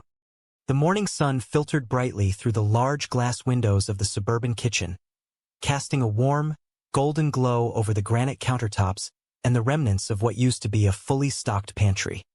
Cheyenne stood near the open refrigerator door, her eyes wide with a mixture of awe and sheer disbelief. She slowly closed the heavy door, turning to face her young husband, Van, who was casually leaning against the kitchen island. Van threw down a flat palm for paper, while Cheyenne, as she always did, extended 2 fingers for scissors. Van crossed his arms, raising an eyebrow as he surveyed the kitchen. She has eaten everything in Mr. H's house. Look, even the salt and pepper shakers are empty. Why do you not just tell her she has eaten too much? Of course I do. It is my system, Van muttered, crossing his arms in defeat. So you will tell her? Dang it, Van groaned, letting his head drop back. How do you always beat me? That woman is out of control, Cheyenne whispered dramatically, leaning closer to Van as if afraid the walls were listening. She is like a locust. She has eaten everything in the house. Because you always pick scissors, Cheyenne said, a triumphant smile spreading across her face. No, you tell her, Van countered, a playful smirk tugging at the corners of his mouth. He held up his hand, forming a fist. Rock, paper, scissors. Ben, you know you are going to lose. Cheyenne narrowed her eyes, accepting the challenge. Not this time. Cheyenne stopped, pulling back slightly in feigned confusion. Hold on. I thought you did not want me to leave you alone. 1, 2, 3, they chanted in unison. Sometimes, he said softly, a genuine smile crinkling the corners of his eyes. I want to feel new pretty. Shen quickly shook her head, her blonde hair swishing over her shoulders. You tell her.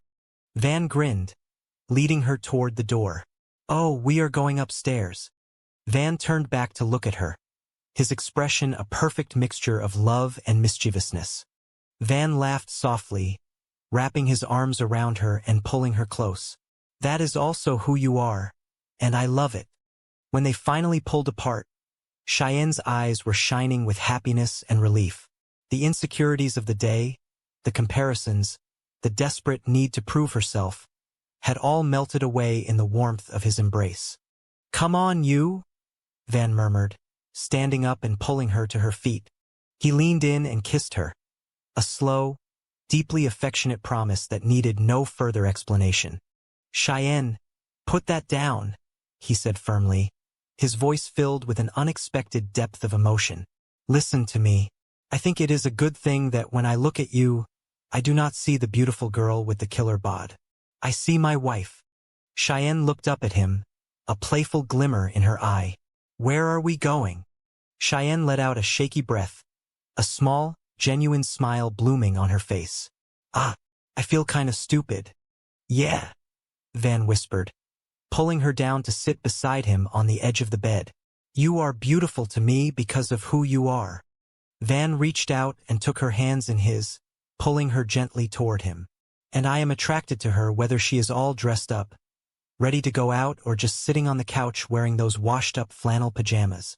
Cheyenne felt tears prick the corners of her eyes. Really? Cheyenne walked toward the bed, her hands nervously twisting in front of her. Well, I started thinking that maybe you do not think of me as new pretty because I do not do enough to keep your interest. Van stared at the wig, then up at Cheyenne's beautiful, familiar face.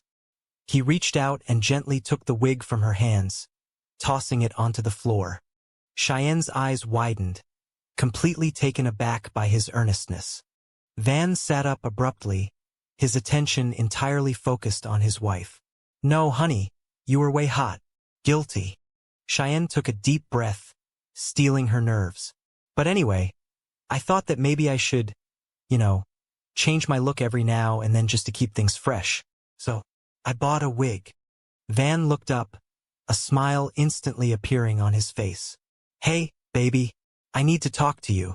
She reached behind her back and pulled out a bright, styled wig, holding it up tentatively. Oh, honey, I just got the TV. Van protested half-heartedly. You are going to pick scissors, are not you? Ben asked, a knowing grin spreading across his face. A few moments later, the bedroom door opened softly. Cheyenne stepped inside, closing the door behind her with a quiet click. Ben laughed and scrambled off the bed, leaving Van alone in the quiet room. Van glared at him. Get out. Hey, honey, she said softly. I know. Barbara Jean squealed, practically bouncing on her toes. It is even better. You want to look like me. Later that evening, the house had finally settled into a peaceful quiet. In the upstairs bedroom, Van was lying on the bed, staring blankly at the television screen. Ben was sitting beside him, a video game controller loosely gripped in his hands. They faced each other, fists raised. Suddenly, a massive, brilliant smile broke across Barbara Jean's face. She clapped her hands together in sheer delight. This is great. For the first time since we have known each other, you want to be me. Ben shrieked. No, we are not. Want a rock, paper, scissor for it? Reba stood in the empty living room for a long moment, the silence ringing in her ears. She shook her head slowly, a reluctant smile tugging at the corners of her mouth. The more things changed, the more they stayed the exact same. Van sighed heavily, his thoughts miles away from the screen. Let us go. That is. Reba started, feeling a sudden wave of guilt wash over her. She looked at Barbara Jean, really looked at her, and saw the same eager to please, slightly insecure woman who had always been there beneath the surface. Hey, Buddy? Van mumbled, his eyes glazed over. What are we watching? Reba stared at her, entirely flabbergasted by the bizarre twist in logic. But before she could argue, Barbara Jean spun around and practically danced out of the room. Just going to go grab something to eat, Barbara Jean tossed over her shoulder. I will see you next year.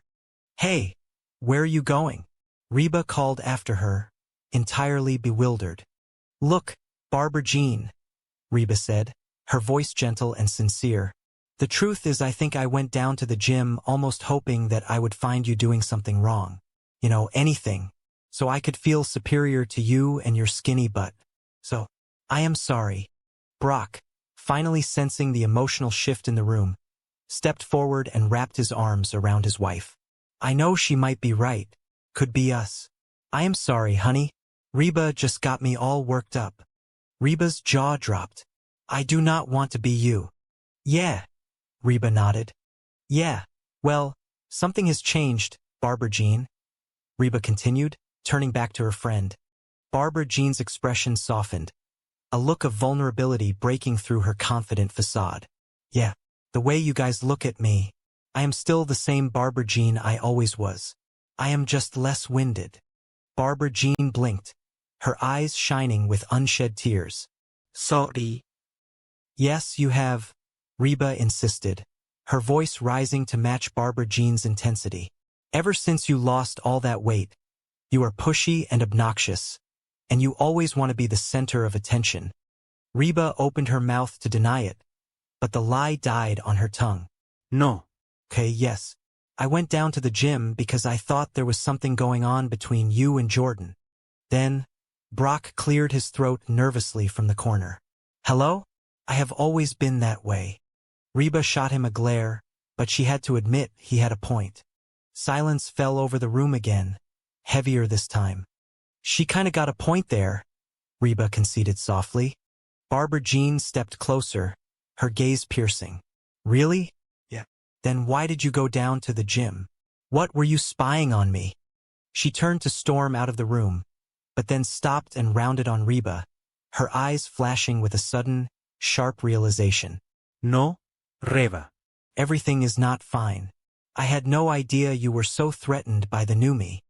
I have not, Barbara Jean protested instantly. Why would you think that? Barbara Jean demanded, her voice cracking slightly with hurt. Reba took a deep breath, knowing she had to be honest, even if it was ugly. Because you have changed. Brock's face turned purple again. He is gay. He was not touching them. He was arranging them. The girls. Oh, the puppies. Reba scrambled for words, completely thrown off balance by the direct attack. I am not threatened by you. Barbara Jean rolled her eyes dramatically. Reba, do you honestly think I would let a straight man grab my breasts? Reba stiffened, her defenses instantly flying up. The slim waist, the toned legs, the phallus. The phallus. Barbara Jean let out a huff of pure frustration. Carry on with your lives. Reba choked on the air she was breathing. Excuse me. He grabbed your breasts. Brock blinked, his anger momentarily derailed by confusion. What? Barbara Jean crossed her arms tightly across her chest, standing her ground. Okay. Jordan and I are not having an affair. He is gay. Reba immediately backed away, holding her hands up in surrender. I do not want to get involved. Barbara Jean stopped, sensing the hostility. Do not you honey me. What are you talking about? Any more than I already am, Reba muttered under her breath, watching the chaos unfold. Barbara Jean's eyes widened in genuine shock. What? We were working out. It was perfectly innocent. The room plunged into an abrupt, stunned silence. Before Reba could calm him down, the front door opened, and Barbara Jean breezed into the living room, still glowing from her workout. She said you are having an affair, Brock accused, pointing an angry finger at his wife. She turned to Reba, a look of betrayal on her face. Reba, tell him what you saw. Oh man, Brock groaned, running a hand over his face. Did you honestly think that I would not find out about you and Jordan? Reba, come on, Brock urged, stepping toward her. Okay, I do not know if they are having an affair or not, but if they keep working out like that, they might be having a baby. Oh, hi, honey, Brock said, his voice dripping with venom. Hey, everybody, Barbara Jean announced happily. I am here, and I am saying, well. So, did you see him? Brock demanded, his leg bouncing nervously. What is he like? Is he little? Could I take him? Reba took a deep breath, preparing to deliver the bad news. Look, Brock, I was hoping that I could go down to the gym and check things out and come back and tell you that there is nothing to worry about. But, that is it, Brock interrupted, his face turning a dangerous shade of red. He stood up, his fists clenched at his sides. Brock frowned, confused. So, what do you think? Is there something going on there? I would spend some extra time on the stretching, Barbara Jean advised, cheerfully before turning back to Reba. Hey, get down there. Reba stopped pacing and looked at him, shaking her head slowly. He is big, but he is not as big as Dot. Brock staggered backward as if he had been physically struck. Man, I knew there was something going on.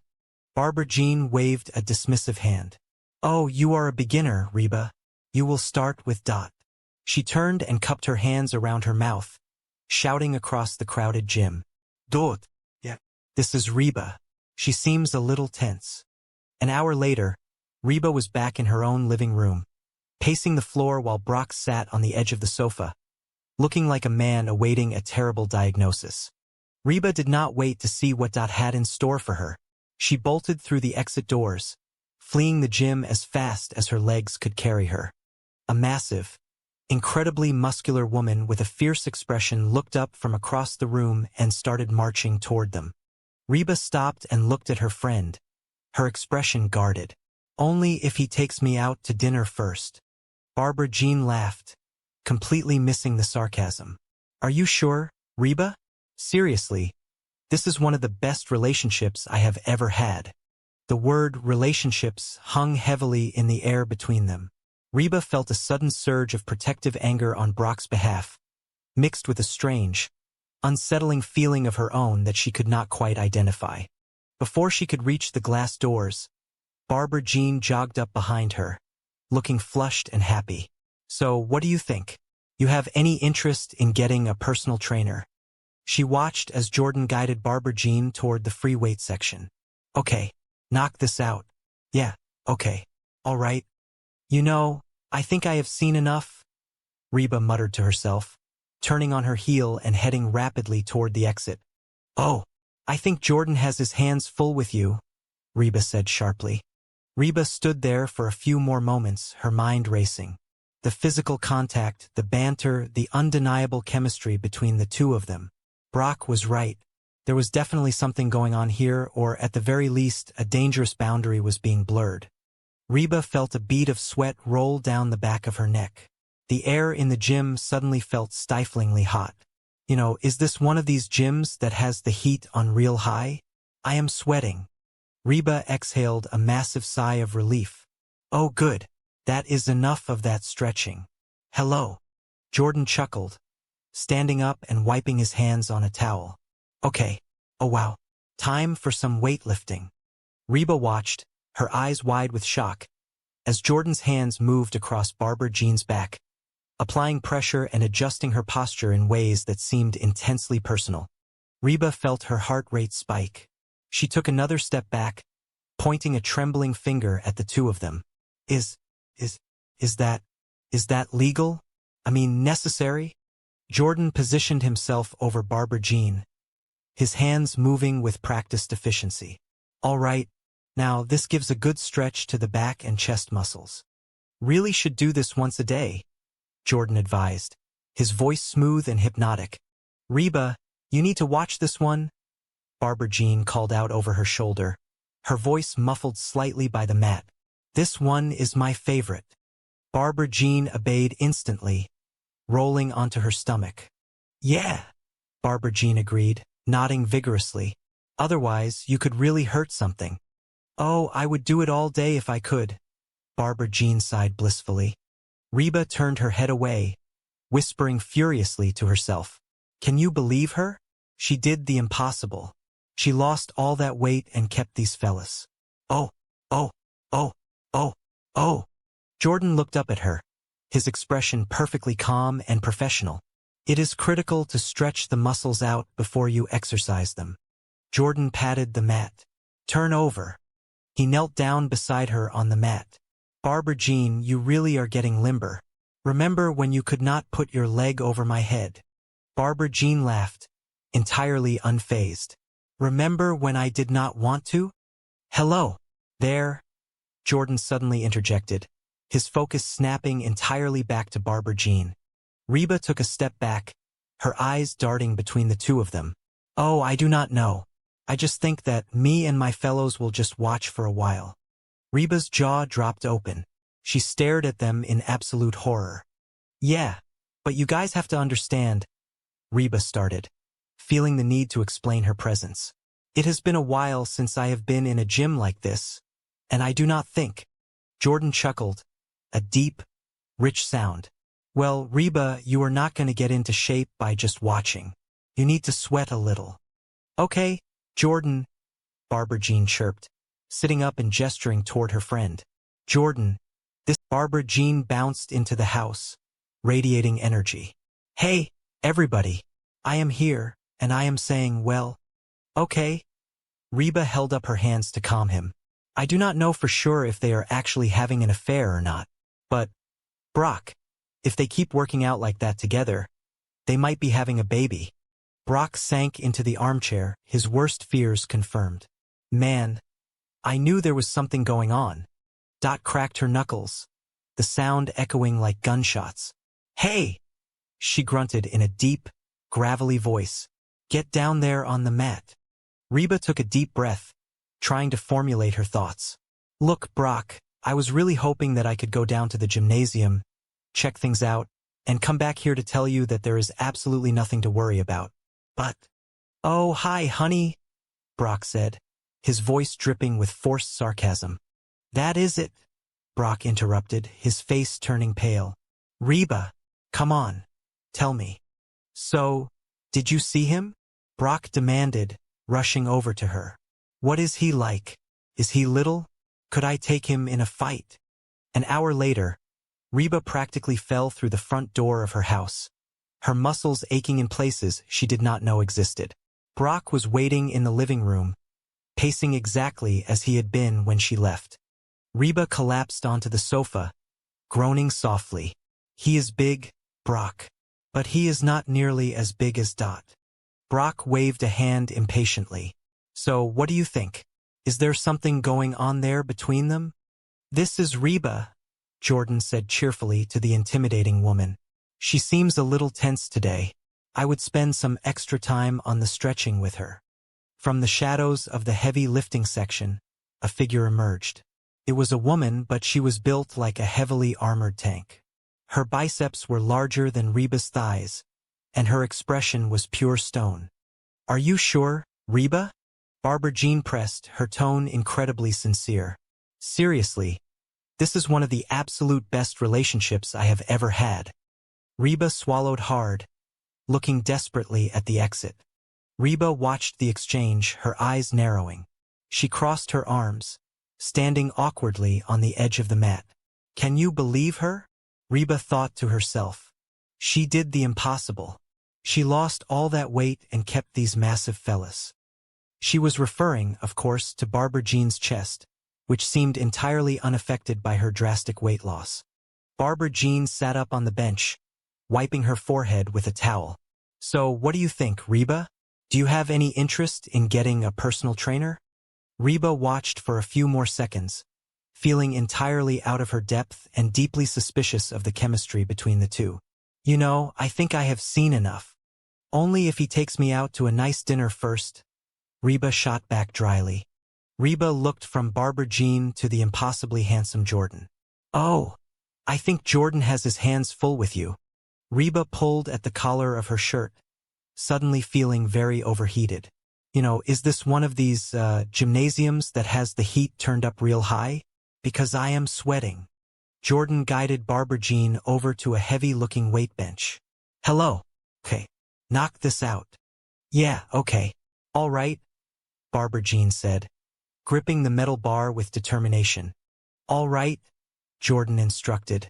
Now, this gives a very good stretch to the back and the chest muscles. You really should do this at least once a day. Reba felt her face grow hot.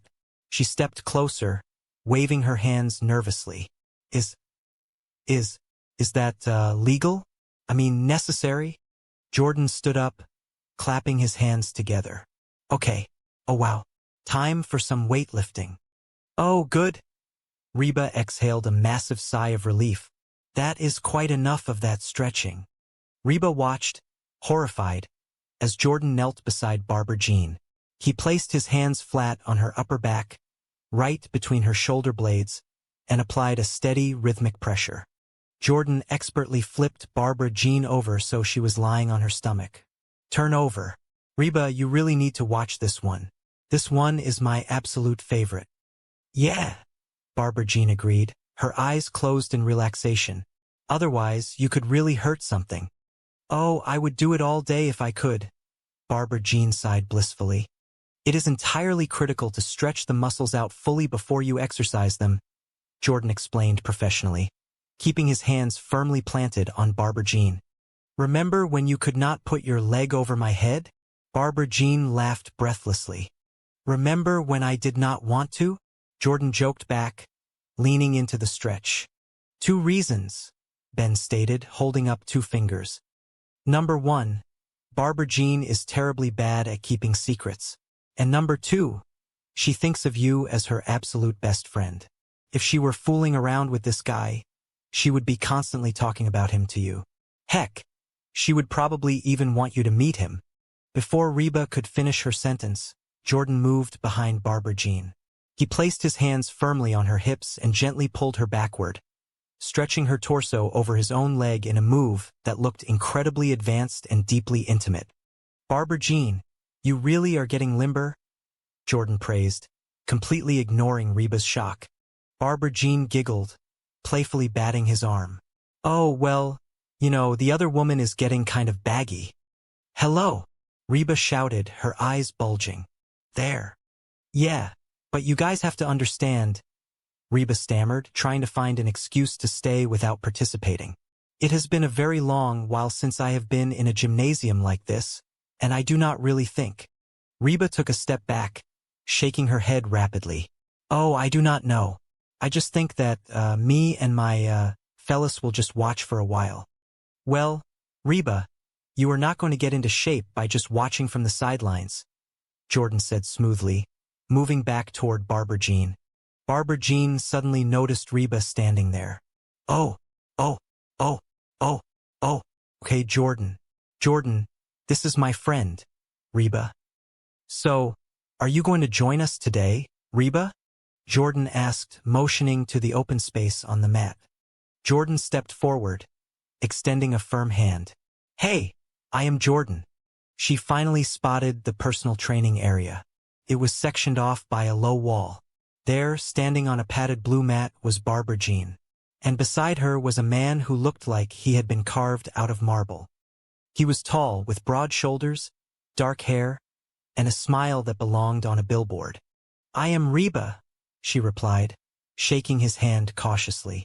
His grip was remarkably strong.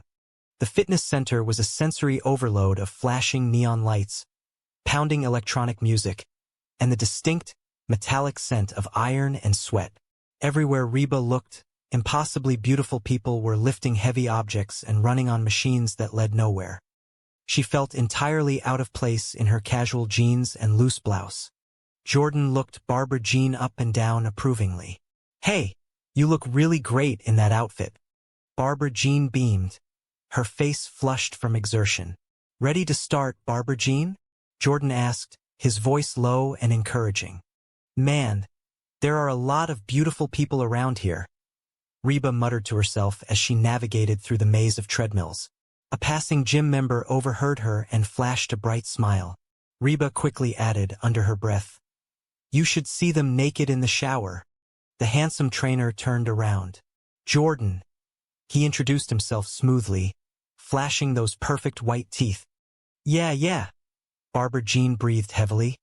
Hey, Reba squeaked. Hey, Reba called out awkwardly, stepping over the low wall. Van grinned, taking a bite of his sandwich. All right, well, keep those arms a-swinging, Reba. Ben poked his head back into the room. Sure, this guy could be hot for Barbara Jean, but since Barbara Jean is not looking to play, there is absolutely no problem. And it is entirely obvious Barbara Jean is not looking. Reba froze. The memory of the morning conversation rushed back to her. She would probably even want you to meet him. I want my best girlfriend to meet my best boyfriend. I have to go down to the gymnasium with the rest of the wackos, Reba declared, pulling her jacket on. Well, I do not like it, Ben mocked playfully, before wandering off to find food. Meet him, Reba whispered, her eyes widening in realization. Oh no. Where are you going? Ben asked. Reba stood up, pacing slightly. So Ben, whoever is listening, do you think that Brock might actually be right about this trainer? Reba stopped pacing. Why is this so obvious to you? She grabbed her purse from the hook by the door. Brock rolled his eyes dramatically. Oh, now there is a great idea. See? Why, since my competition is a macho, muscular dude, I should go the exact opposite way and appear all weak and whiny. Your solutions are ridiculous, Reba, making me want to spy on those. Stupid. He trailed off, frustrated, and stormed toward the kitchen. Brock ignored the jab, his mind entirely consumed by his insecurities. Jordan is so great. Jordan is so toned and funny. Well, I have news for you, Reba. Nobody is toned and funny at the same time. It defies the laws of nature. Guys are pigs, mother, Ben explained with the weary wisdom of a teenage boy. They are dogs. They are all animals. They just care about hot women. They are hot dogs. Reba looked at him, surprised by his bluntness. What are you talking about? Reba quickly backpedaled. No, baby, do not take it like that. It is just that I have grown into a mature, stable individual. That is all. A few minutes later, Van walked through the front door, carrying a small paper bag. Where have you been? Reba asked. I went to get something to eat, Van replied, pulling a sandwich out of the bag. My point is, Reba interrupted, not wanting to hear any more of his adolescent philosophy, is that when you have a hot lady, you have to keep your guard up at all times. I used to do that. Ben raised an eyebrow. You used to? Ben walked into the living room, carrying a basketball. Hey, Mrs. H. You off for your power walk? He laughed to himself. Man, I love old people. Power walking, moving along, swinging their arms wildly. Like there is a big sale for false teeth down the street. Reba softened her tone, seeing the genuine pain in his eyes. Look, Brock, if it is worrying you that much, be honest with her. Tell her how you feel. Tell her that you just need a hug every now and then. No, Ben, I am not going for my power walk, Reba sighed, setting the terrible drink down permanently. This whole physical fitness thing is getting everybody acting completely wacko. Well, your dad thinks that the guy who gave Barbara Jean her new body is wanting to take it for a spin. Reba picked her power smoothie back up from the side table, taking a reluctant sip. Hard to believe these are supposed to be good for you, she muttered. Ben stopped bouncing the ball, thinking for a moment. He probably does. Ben bounced the ball once on the carpet. What do you mean? Barbara Jean? With her trainer? Reba scoffed, though a tiny seed of doubt had been planted. I mean, sure, he is probably a much better man than you are, better looking and younger. But, oh hey, Barbara Jean, Brock muttered to himself, rehearsing a conversation. Here you are. Listen, how would you like to go out and grab a quick lunch? Just the two of us? Oh honey, I cannot. I am going to the gymnasium. Well, can you not skip it just this once? Come on. I will take you to that romantic French place you like so much. Really? Skip the gymnasium and eat French food? No confondu, brah. Yeah, right? Brock scoffed bitterly. Up until now. But now that she is thin and hot, she has all kinds of options. She does not need me anymore. No way. Reba refused immediately, holding up her hands. Absolutely not. You know, Brock, Barbara Jean may have a very long list of faults. And trust me, I have that list if you ever need a copy. But she is nothing if not faithful. That is it. Brock stood up, pointing a finger at her. Reba, I need you to help me out. I want you to go down to the gymnasium and see if there is anything going on. You know, spy on him for me. Oh, really? Brock shot back, his voice rising in panic. Yeah, I think she might be having an affair with this guy. Brock, you are overreacting, Reba said, trying to be the voice of reason. Frankly, I like the new but, Brock confessed, staring at his shoes. But the new attitude? Not so much. Oh, nothing, Barbara Jean giggled. We just have the exact same sense of humor. That Tim Allen just kills us. I mean, whether he is playing a dog or Santa Claus, you just completely buy it. So, you will come meet Jordan. Reba raised an eyebrow. Oh, that is really funny coming from the old but.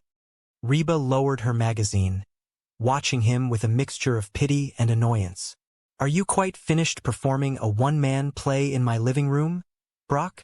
Later that afternoon, the house had quieted down. Reba was sitting in the living room, trying to read a magazine, but her mind kept drifting back to the morning's bizarre interactions. Brock wandered into the room, pacing back and forth across the carpet like a caged animal. Brock stopped pacing and slumped into the armchair across from her.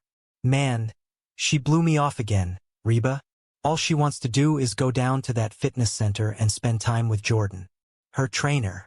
Exactly, Reba said cautiously. Reba gently pulled her arm away, offering a tight, polite smile. Well, thanks anyway, Barbara Jean, but I am just going to be right here with my smoothie. Delicious, just like fruit gravy. The entire kitchen went completely still. Brock dropped his spoon. It clattered loudly against the ceramic mug. Barbara Jean clapped a hand over her mouth, her eyes wide. Boyfriend? Oh, whoops. That came out entirely wrong. Oh, come on, Reba, Barbara Jean pleaded, linking her arm through Reba's.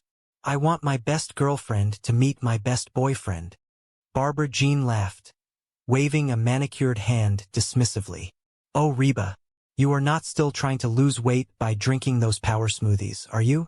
Jordan, my personal trainer, says that those are loaded with hidden carbohydrates. Seriously, Reba, he will change your life, Barbara Jean insisted, stepping closer. Her eyes were bright with enthusiasm. I mean, he is so much more than a personal trainer. He taught me how to work out and eat right. We go over the clothes I am going to wear, the movies I am going to see. Van poked his head back into the kitchen, looking at his distressed wife. Oh, Cheyenne, do not be upset. You are still hot. You are like a bleached out Jan Brady. Reba stopped drinking her smoothie. Whoa, the movies you are going to see? What does that have to do with you getting in shape? I am Marcia, Barbara Jean declared happily. Marcia, Marcia, Marcia. So, Reba, I got an idea. You should come down to the gymnasium and meet Jordan, my trainer. No, Reba said flatly.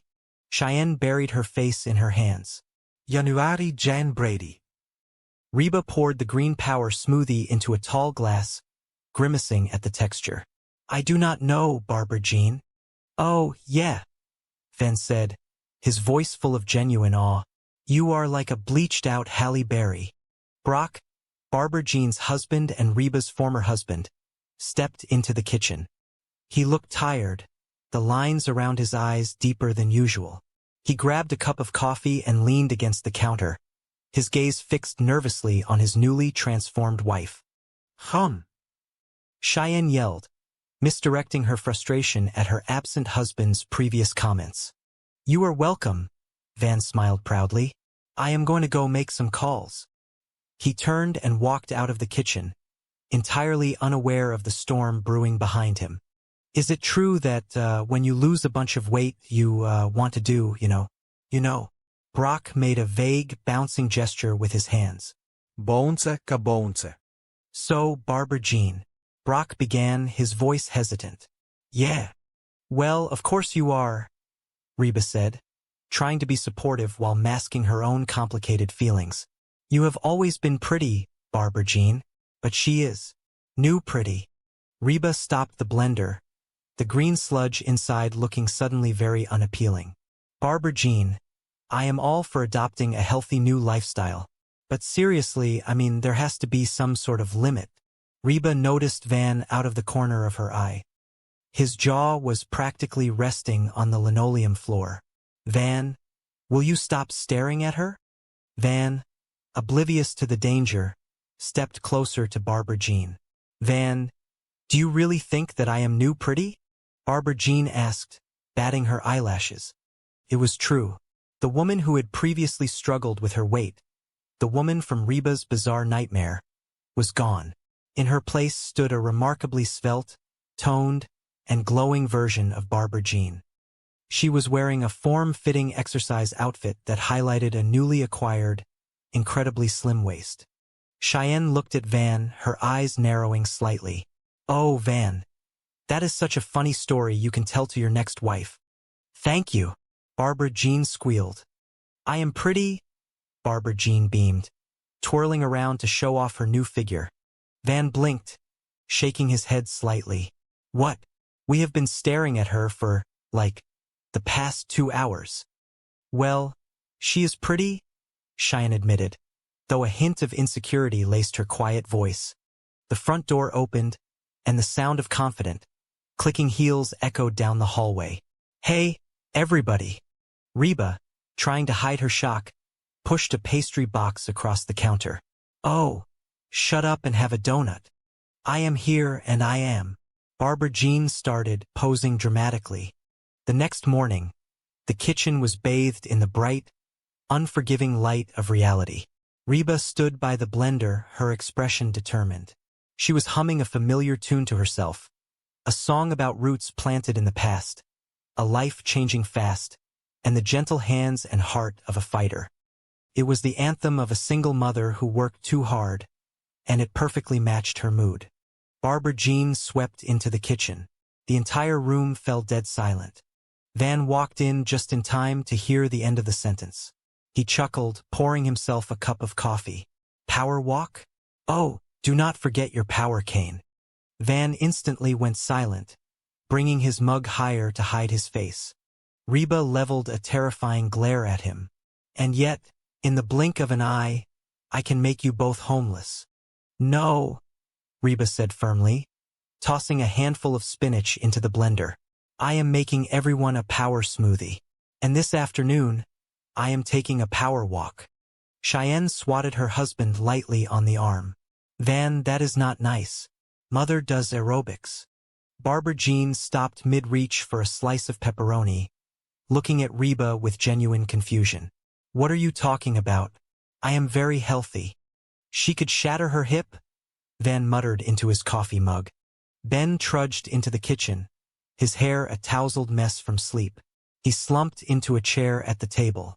Mother, make us some pancakes. Suddenly, the kitchen lights seemed to flicker. The atmosphere warped, growing strange and distorted. Reba felt a sudden panic rising in her chest. She watched in horror as Barbara Jean continued to eat, faster and faster, consuming everything in sight. Reba reached out, her voice desperate. Mrs. H., I cannot stand to see you do this to yourself. It is like you are trying to eat yourself to death. Why? What happened to you?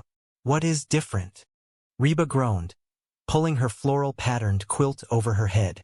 And the nightmare continues.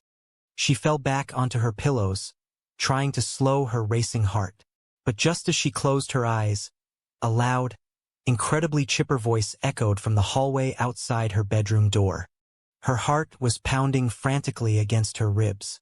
She looked around her dark bedroom, the familiar shadows of her furniture slowly coming into focus. She let out a long, trembling breath, wiping a bead of sweat from her forehead. Oh, thank God, Reba whispered into the quiet night. It was just a nightmare. All right, that is it, Mrs. H., a voice yelled out.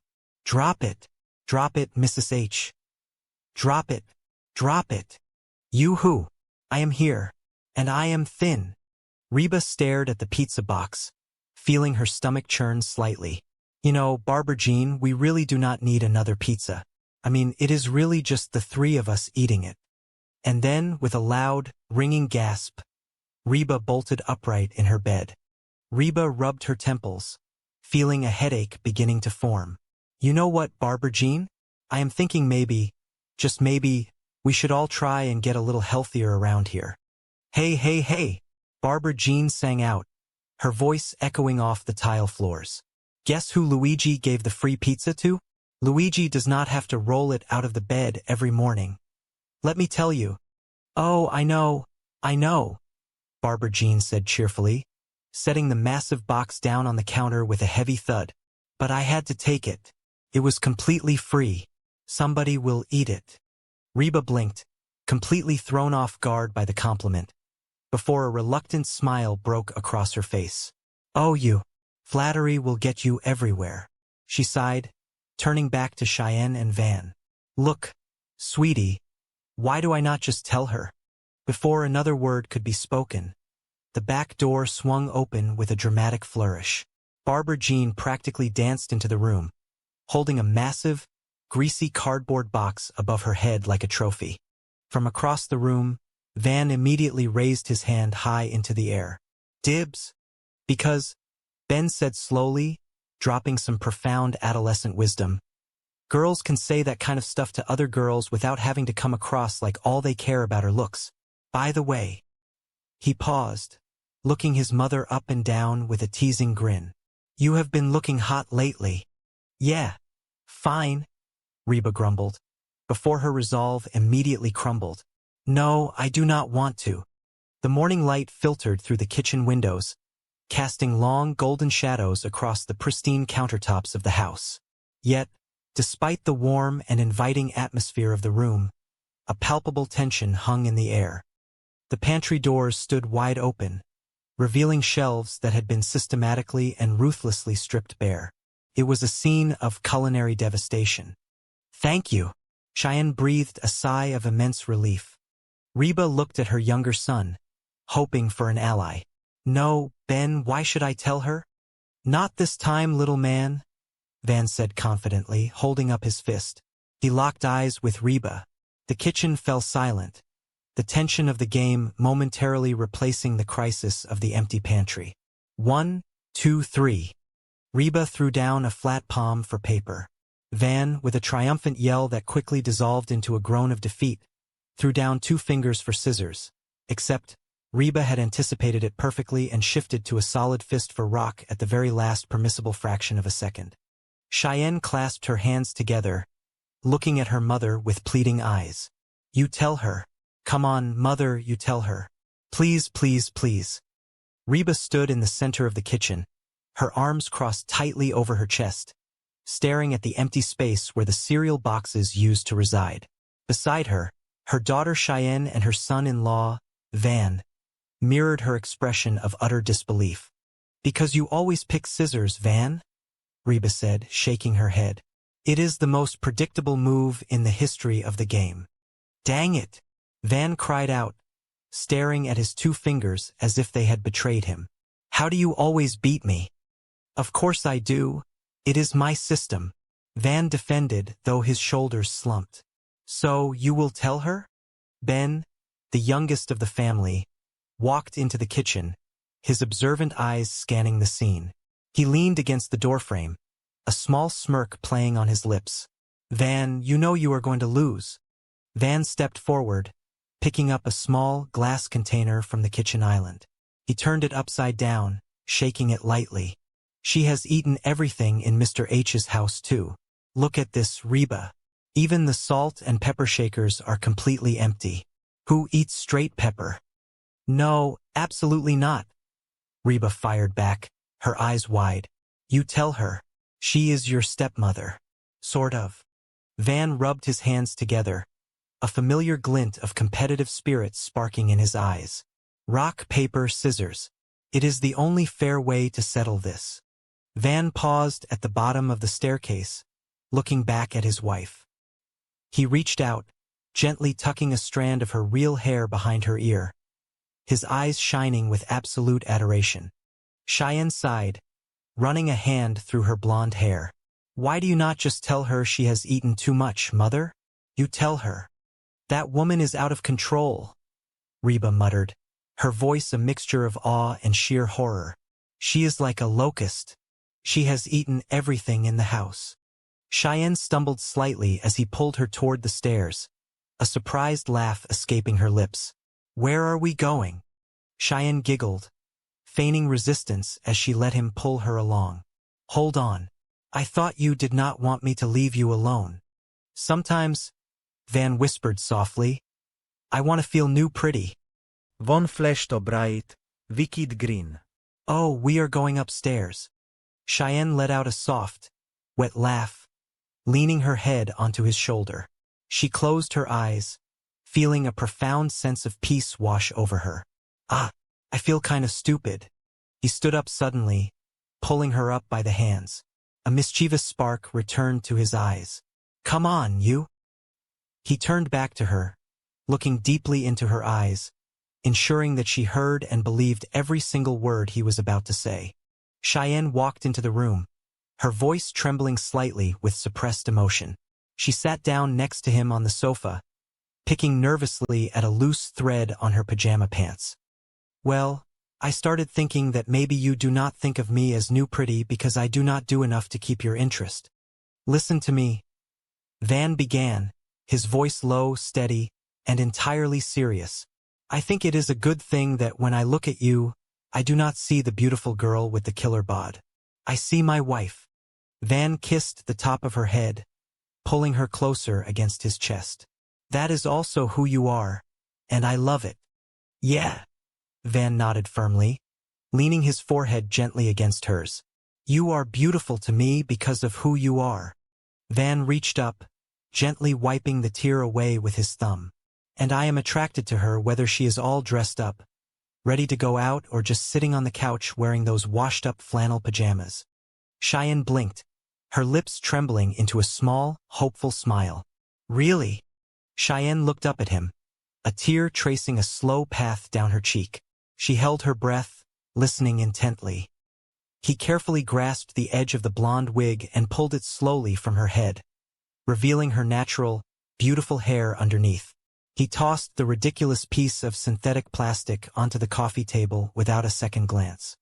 Van sighed, his expression softening into one of profound, unconditional love.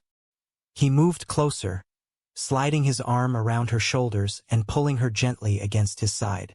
He reached up with his free hand. Just as they dropped their hands, Cheyenne walked slowly into the room. She was wearing her comfortable pajamas, but perched awkwardly on her head was an incredibly bright, unnatural-looking blonde wig. The synthetic hair clashed horribly with her skin tone, making her look both pale and slightly unhinged. Cheyenne sniffled, keeping her eyes glued to her lap. But anyway, I thought that maybe I should, change my look every now and then just to keep things fresh. So, I bought a wig. Van's heart broke slightly at the absolute vulnerability in her voice. He reached out, gently placing a hand over hers to stop her nervous fidgeting. No, honey, you were way hot. Guilty. Cheyenne, put that down, he said softly. Van turned his head, a bright, welcoming smile on his face that instantly faltered as his eyes landed on the chaotic mass of synthetic blonde hair on his wife's head. Oh, honey, I just got the TV. She stood nervously in the doorway, wringing her hands. Hey, honey. Hey, baby. I need to talk to you. She gestured weakly to the chaotic blonde mess on her head. Suddenly, a brilliant, radiant smile broke across Barbara Jean's tear-stained face. She clapped her hands together, a look of pure, absolute ecstasy washing over her. She practically bounced on her toes. Ben crossed his arms securely over his chest. No, we are not. Want a rock, paper, scissor for it? Let us go. Van laughed loudly, breaking the tension. Get out. Ben narrowed his eyes, trying to read Van's mind. You are going to pick scissors, are not you? Van smirked confidently, raising his fist. Ben mirrored the motion, The tension was palpable. Upstairs, the house was quiet. In the small living area, Ben and Van were sitting on the plush sofa, staring intently at the blank television screen. The remote control rested on the coffee table directly between them, a silent challenge.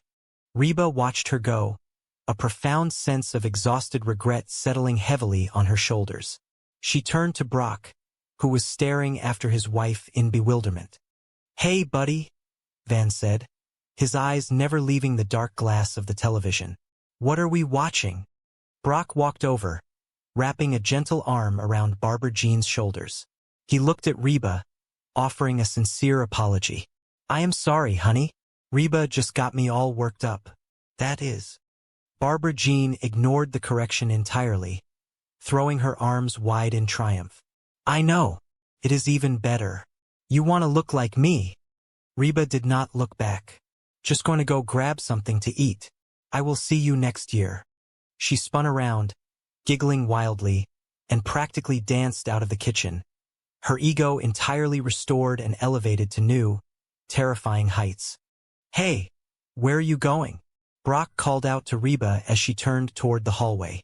"This is great," Barbara Jean shouted, her voice ringing with joy. "For the first time since we have known each other, you want to be me." Reba's sad smile instantly vanished, replaced by a look of stern correction. "I do not want to be you." Barbara Jean looked from Brock to Reba, tears welling in her eyes once more. She crossed her arms, suddenly looking very small and vulnerable. "Yeah, the way you guys look at me, I am still the same Barbara Jean I always was. I am just less winded." The absolute sincerity in her voice struck Reba deeply. The defensive walls she had built up completely crumbled. She realized, with a sudden, painful clarity, that her anger had not been about Barbara Jean's behavior at all.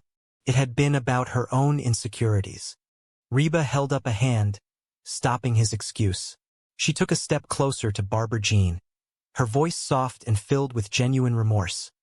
"Look, Barbara Jean, the truth is I think I went down to the gym almost hoping that I would find you doing something wrong.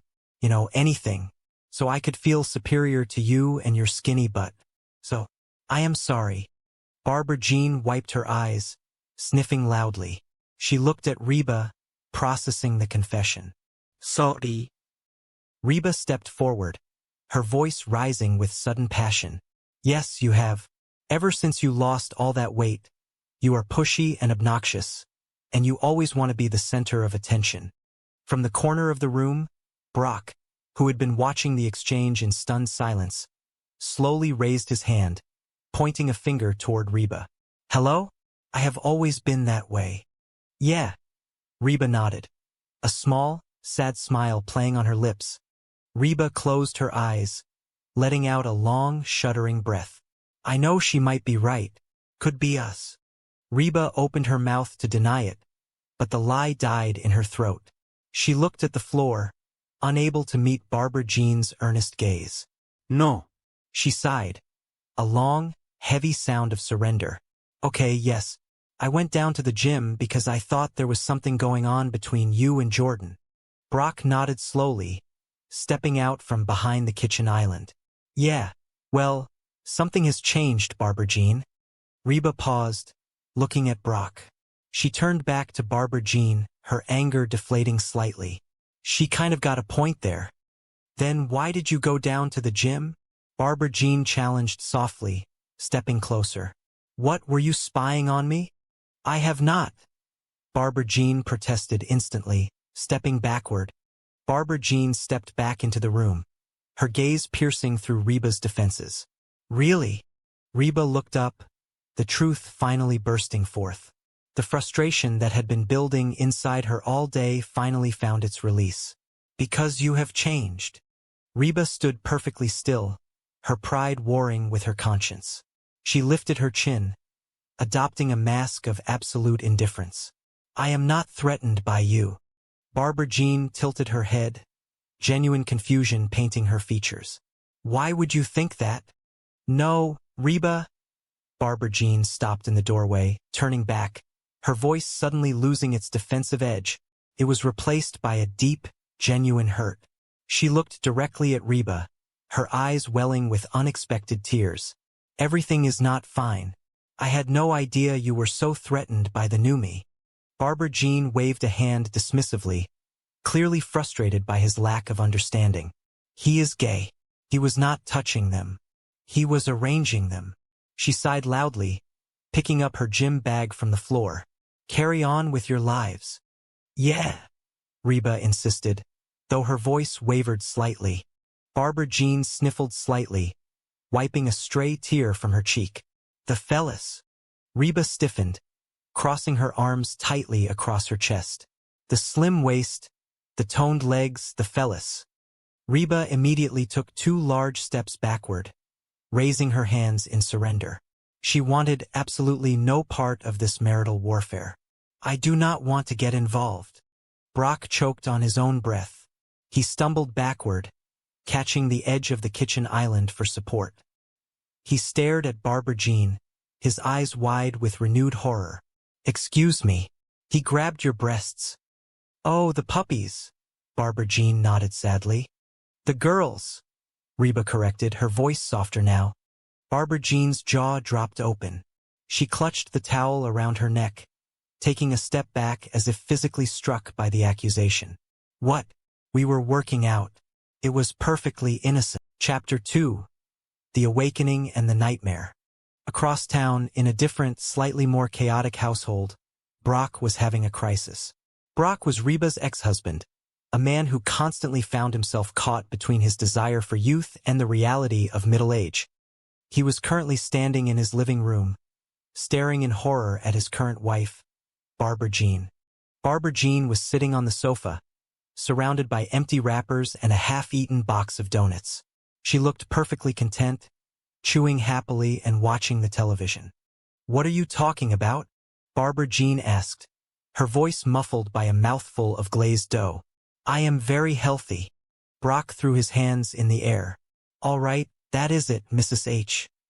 Drop it. Barbara Jean looked at him, confused, and took another bite. Drop it, Mrs. H. Brock yelled, his voice rising in panic. Drop it. Drop it. Drop it. She reluctantly lowered the donut. Drop it. Brock insisted one final time. She let the donut fall onto the coffee table. Brock knelt in front of her, genuine concern etched into the lines of his face.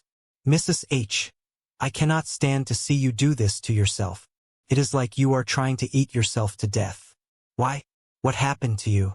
What is different? Barbara Jean looked away, her cheerful demeanor fading. Deep down, she knew she was filling an emotional void with sugar and carbohydrates. She felt invisible, unhappy with her reflection, and terrified that Brock was losing interest in her. That night, Barbara Jean tossed and turned in their large bed. The sugar from the donuts coursed through her veins, fueling a strange, feverish dream. In the dream, the bedroom was filled with a bright, ethereal light. She was standing in front of a full-length mirror, but the reflection staring back at her was alien. You who? I am here, the reflection shouted cheerfully. And I am thin. In the dream, Brock walked into the room. He looked at the mirror, then at the real Barbara Jean. He sneered. Yeah, thin is a stick and dumb is one. The dream shifted bizarrely, as dreams often do. Suddenly, they were standing in a grocery store aisle. A giant, talking grape wearing a detective hat rolled up to them. Yikes, the grape said in a deep, booming voice. What is eating Cooper grape? Look at that. They look like the number 10. Barbara Jean gasped, clutching her chest. The number 10? What did that mean? Was she the 1 and Brock the 0? The sheer absurdity of the imagery sent a shock of pure terror through her sleeping mind. She bolted upright in bed, gasping for air, her heart hammering against her ribs. The room was dark and quiet. Brock was snoring softly beside her. Oh, thank God, she whispered into the darkness, wiping sweat from her forehead. It was just a nightmare. But as she closed her eyes, trying to settle her racing heart, the voice from the mirror echoed in her mind, loud and clear. You who? I am here, and I am thin. Barbara Jean opened her eyes wide, staring at the ceiling. And the nightmare continues, she muttered softly. But somewhere, deep in her soul, a spark had been ignited. A tiny, terrifying glimmer of resolve. Things were going to change. Chapter 3. The Fruit Gravy and the Bleached-Out Halle Berry. The next morning in Reba's kitchen, the healthy revolution was officially underway. However, it was not being met with the enthusiasm Reba had hoped for. Reba stood at the counter, a determined look on her face, operating a loud, shaking blender. Inside the glass pitcher, a murky, greenish-brown sludge was violently swirling. Ben walked into the kitchen, rubbing sleep from his eyes. He took one look at the blender and stopped dead in his tracks. "Mom, make us some pancakes," Ben pleaded, his voice full of sleepy hope. Reba turned off the blender. The sludge settled into a thick, unappetizing puddle. "No," she said firmly. "I am making everyone a power smoothie. And this afternoon, I am taking a power walk." Cheyenne walked in, poured herself a glass of water, and raised an eyebrow. "Power walk? Oh, forget your power cane." Van, trailing behind Cheyenne, laughed. "That is not nice. Mom does aerobics." He looked Reba up and down. She could shatter her hip. Reba glared at them both, her hands resting on her hips. She was trying to do something good for this family, and they were treating her like a fragile antique. "And yet," Reba said, her voice dripping with sweet menace, "in the blink of an eye, I can make you both homeless." Van and Cheyenne instantly fell silent, suddenly finding the floor tiles absolutely fascinating. Just then, the front door burst open. A voice rang out, clear, vibrant, and completely unrecognizable in its confidence. "Hey, everybody, I am here and I am." Reba did not even turn around. "Oh, shut up and have a donut," she grumbled, reaching for a glass to pour her sludge into. "Oh, Reba," the voice giggled. "You are not still trying to lose weight by drinking those power smoothies, are you? Jordan, my trainer, says that those are loaded with hidden carbs." Reba froze. That was Barbara Jean's voice, but it sounded lighter, practically floating on air. Reba slowly turned around, and her jaw dropped. Standing in the kitchen doorway was Barbara Jean. But it was not the Barbara Jean of yesterday.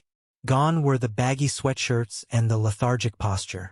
This woman was vibrant. She was wearing form-fitting athletic wear that highlighted a dramatically slimmer, toned figure. Her hair was perfectly styled. Her skin was glowing, and she stood with a posture that commanded attention. Reba stared in absolute disbelief.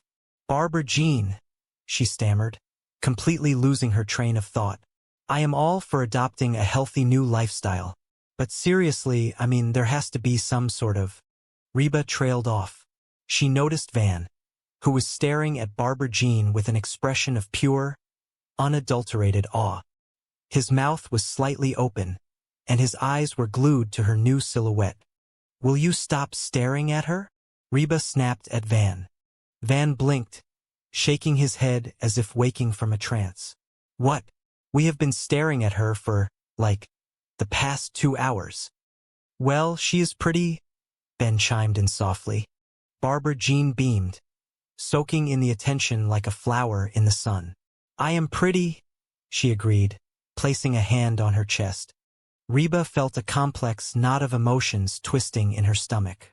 Surprise, confusion, and, if she was being perfectly honest with herself, a tiny, sharp sting of jealousy.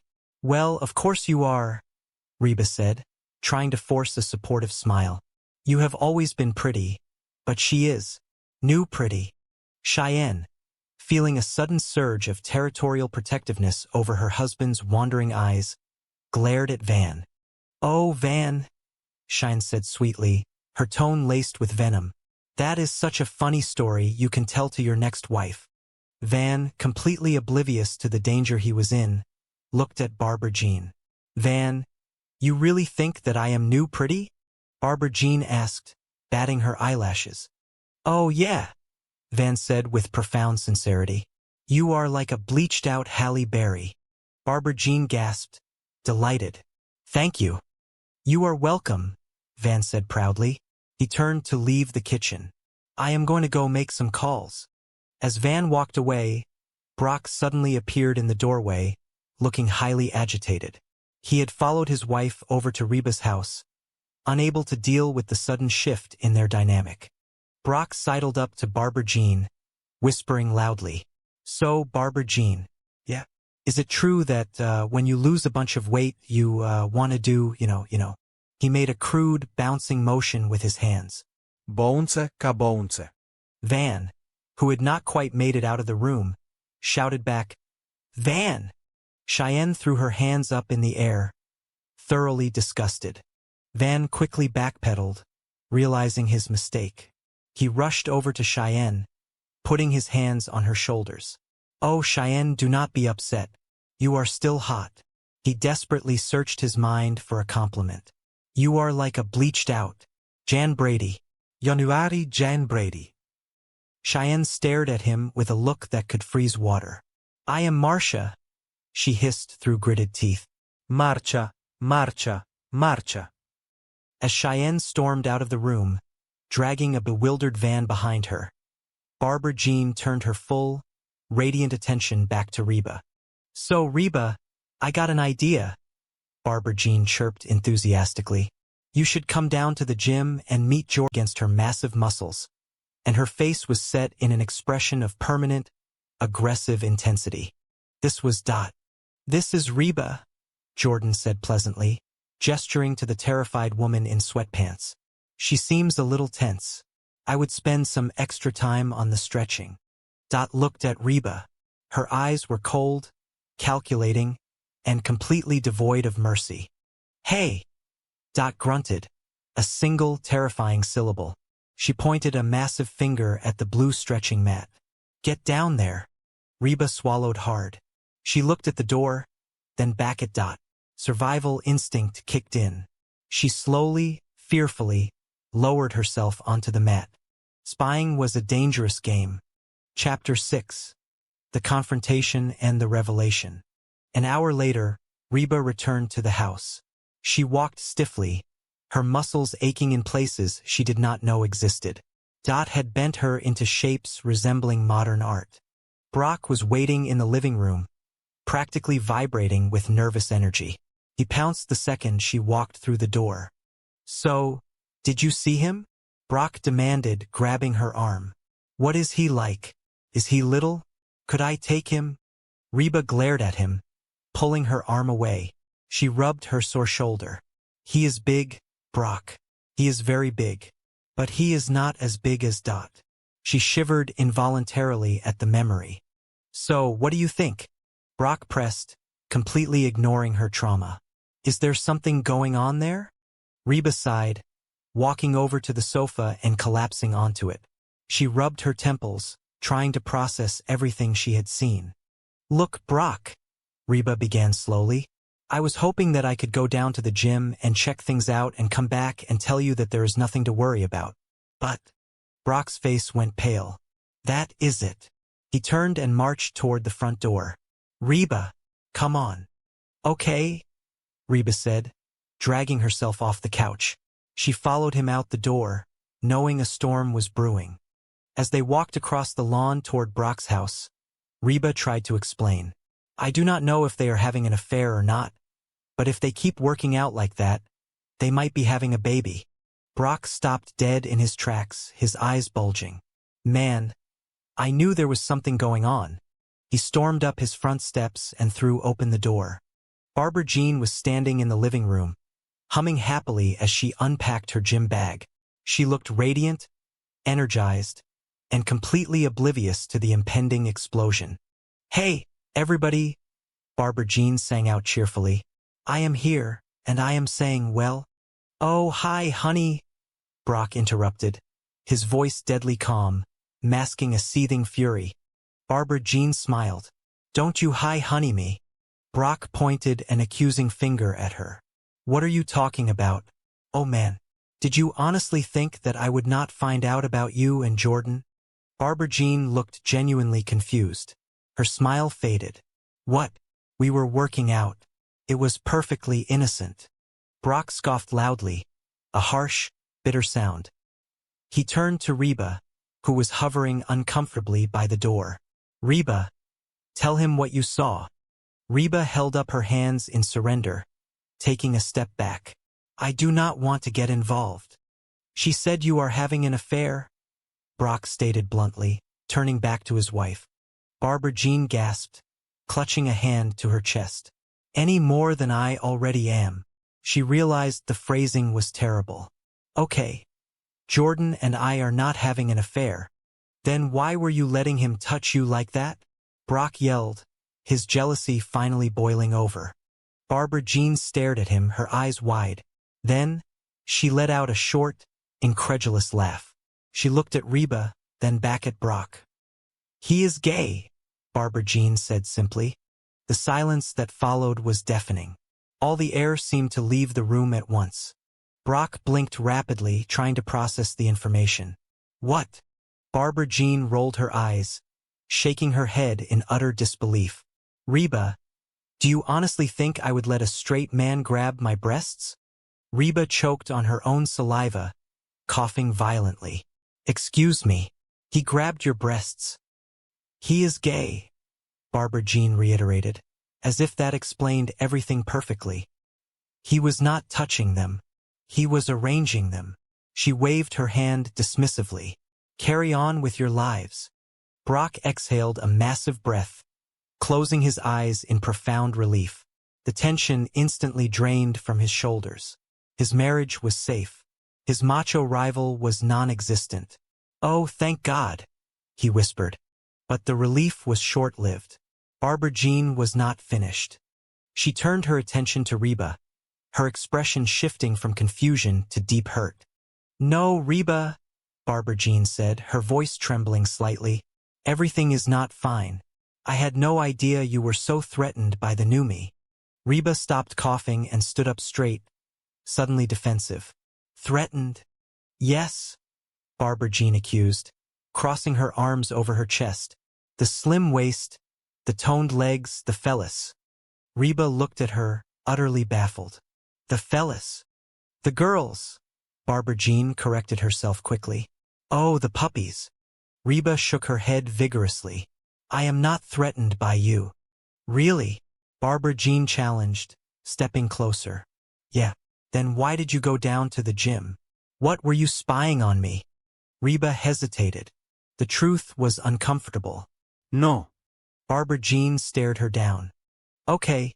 Yes, Reba admitted, throwing her hands up. I went down to the gym because I thought there was something going on between you and Jordan. Why would you think that? Barbara Jean asked, her voice cracking with genuine emotion. She thought they were friends. She thought Reba supported her. Because you have changed, Reba blurted out. I have not, Barbara Jean protested, tears springing to her eyes. Yes, you have, Reba argued, the frustration of the past few days spilling out. Ever since you lost all that weight, you are pushy and obnoxious, and you always want to be the center of attention. Silence fell over the room again, heavy and tense. Brock, who had been standing quietly in the corner, slowly raised his hand. Hello? She has always been that way. Reba stopped, her anger faltering. She looked at Brock, then back at Barbara Jean. She kinda got a point there, Brock added helpfully, nodding slowly. Reba sighed, deflating. The anger drained away, leaving only exhaustion and a lingering sense of guilt. Yeah, well, something has changed, Barbara Jean. Barbara Jean looked down at the floor, wiping a stray tear from her cheek. Yeah, the way you guys look at me. She looked up, her blue eyes pleading for understanding. I am still the same Barbara Jean I always was. I am just less winded. The honesty in her voice pierced straight through Reba's defenses. Reba realized how unfair she had been. She had projected her own insecurities onto Barbara Jean, punishing her for finally feeling good about herself. Brock walked over and put an arm around Barbara Jean's shoulder. I know she might be right. Could be us. He looked at his wife with genuine affection. I am sorry, honey. Reba just got me all worked up. That is. Reba started to protest, but stopped herself. It was true. She had fed into Brock's paranoia. Reba took a deep breath and stepped toward Barbara Jean. "Look, Barbara Jean," Reba said softly, her voice full of regret. "The truth is I think I went down to the gym almost hoping that I would find you doing something wrong." Barbara Jean looked at her, surprised. "You know, anything, so I could feel superior to you and your skinny butt. So, I am sorry." Sorry. Barbara Jean repeated, the word hanging in the air. Then, a massive, radiant smile broke across her face.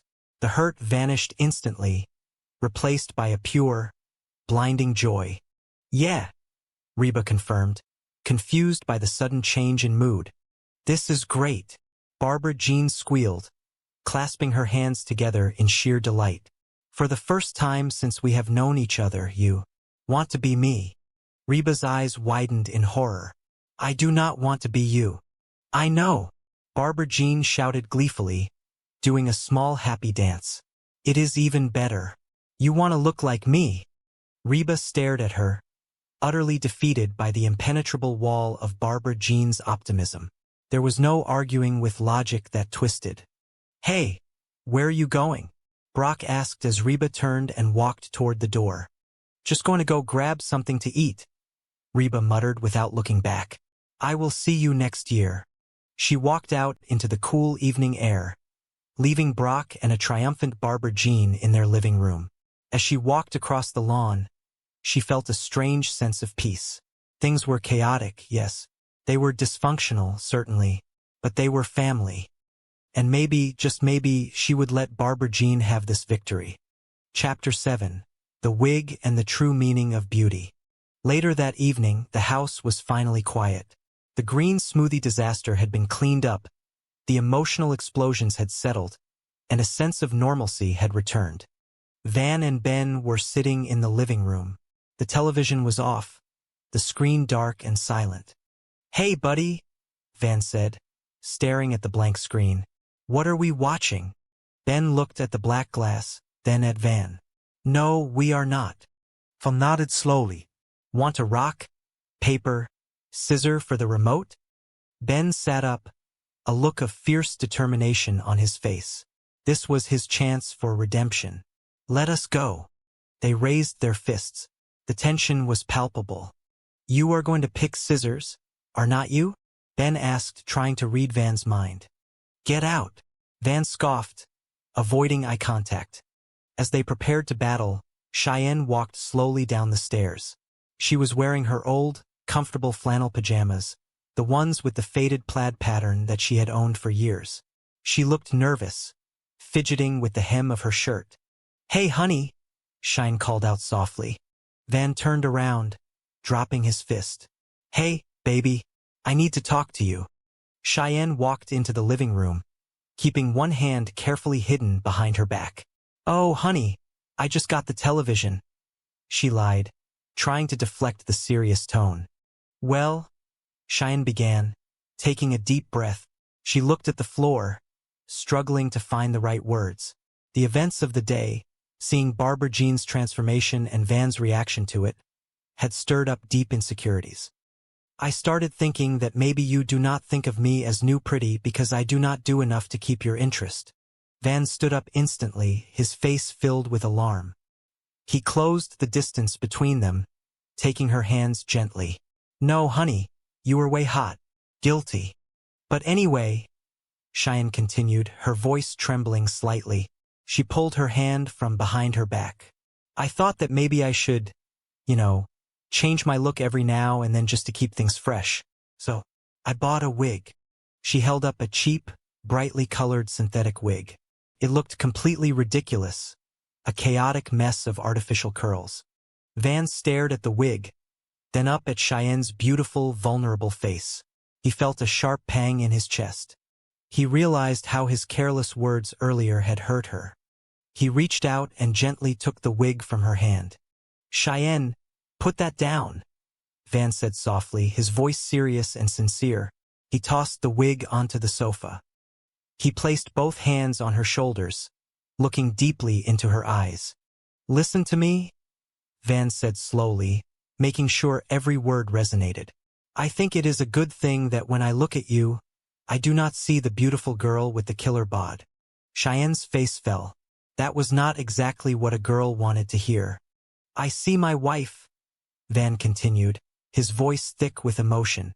Cheyenne looked up, surprised by the depth in his tone. And I am attracted to her whether she is all dressed up, ready to go out, or just sitting on the couch wearing those washed-up flannel pajamas, Van said, smiling warmly. A tiny smile played on Cheyenne's lips. Really? Yeah. Van nodded, his eyes shining with pure love. You are beautiful to me because of who you are. Cheyenne felt a tear prick her eye. A wave of overwhelming love washed over her. All the insecurities, all the fears of not being enough, melted away in the warmth of his gaze. Ah, Cheyenne whispered, leaning her head against his chest. I feel kind of stupid. Van wrapped his arms tightly around her, burying his face in her hair. It smelled like her shampoo, familiar and comforting. That is also who you are, Van chuckled softly. And I love it. They stood there in the quiet living room, holding each other, surrounded by the comfortable mess of their lives. It was not perfect. It was loud, chaotic, and sometimes deeply confusing.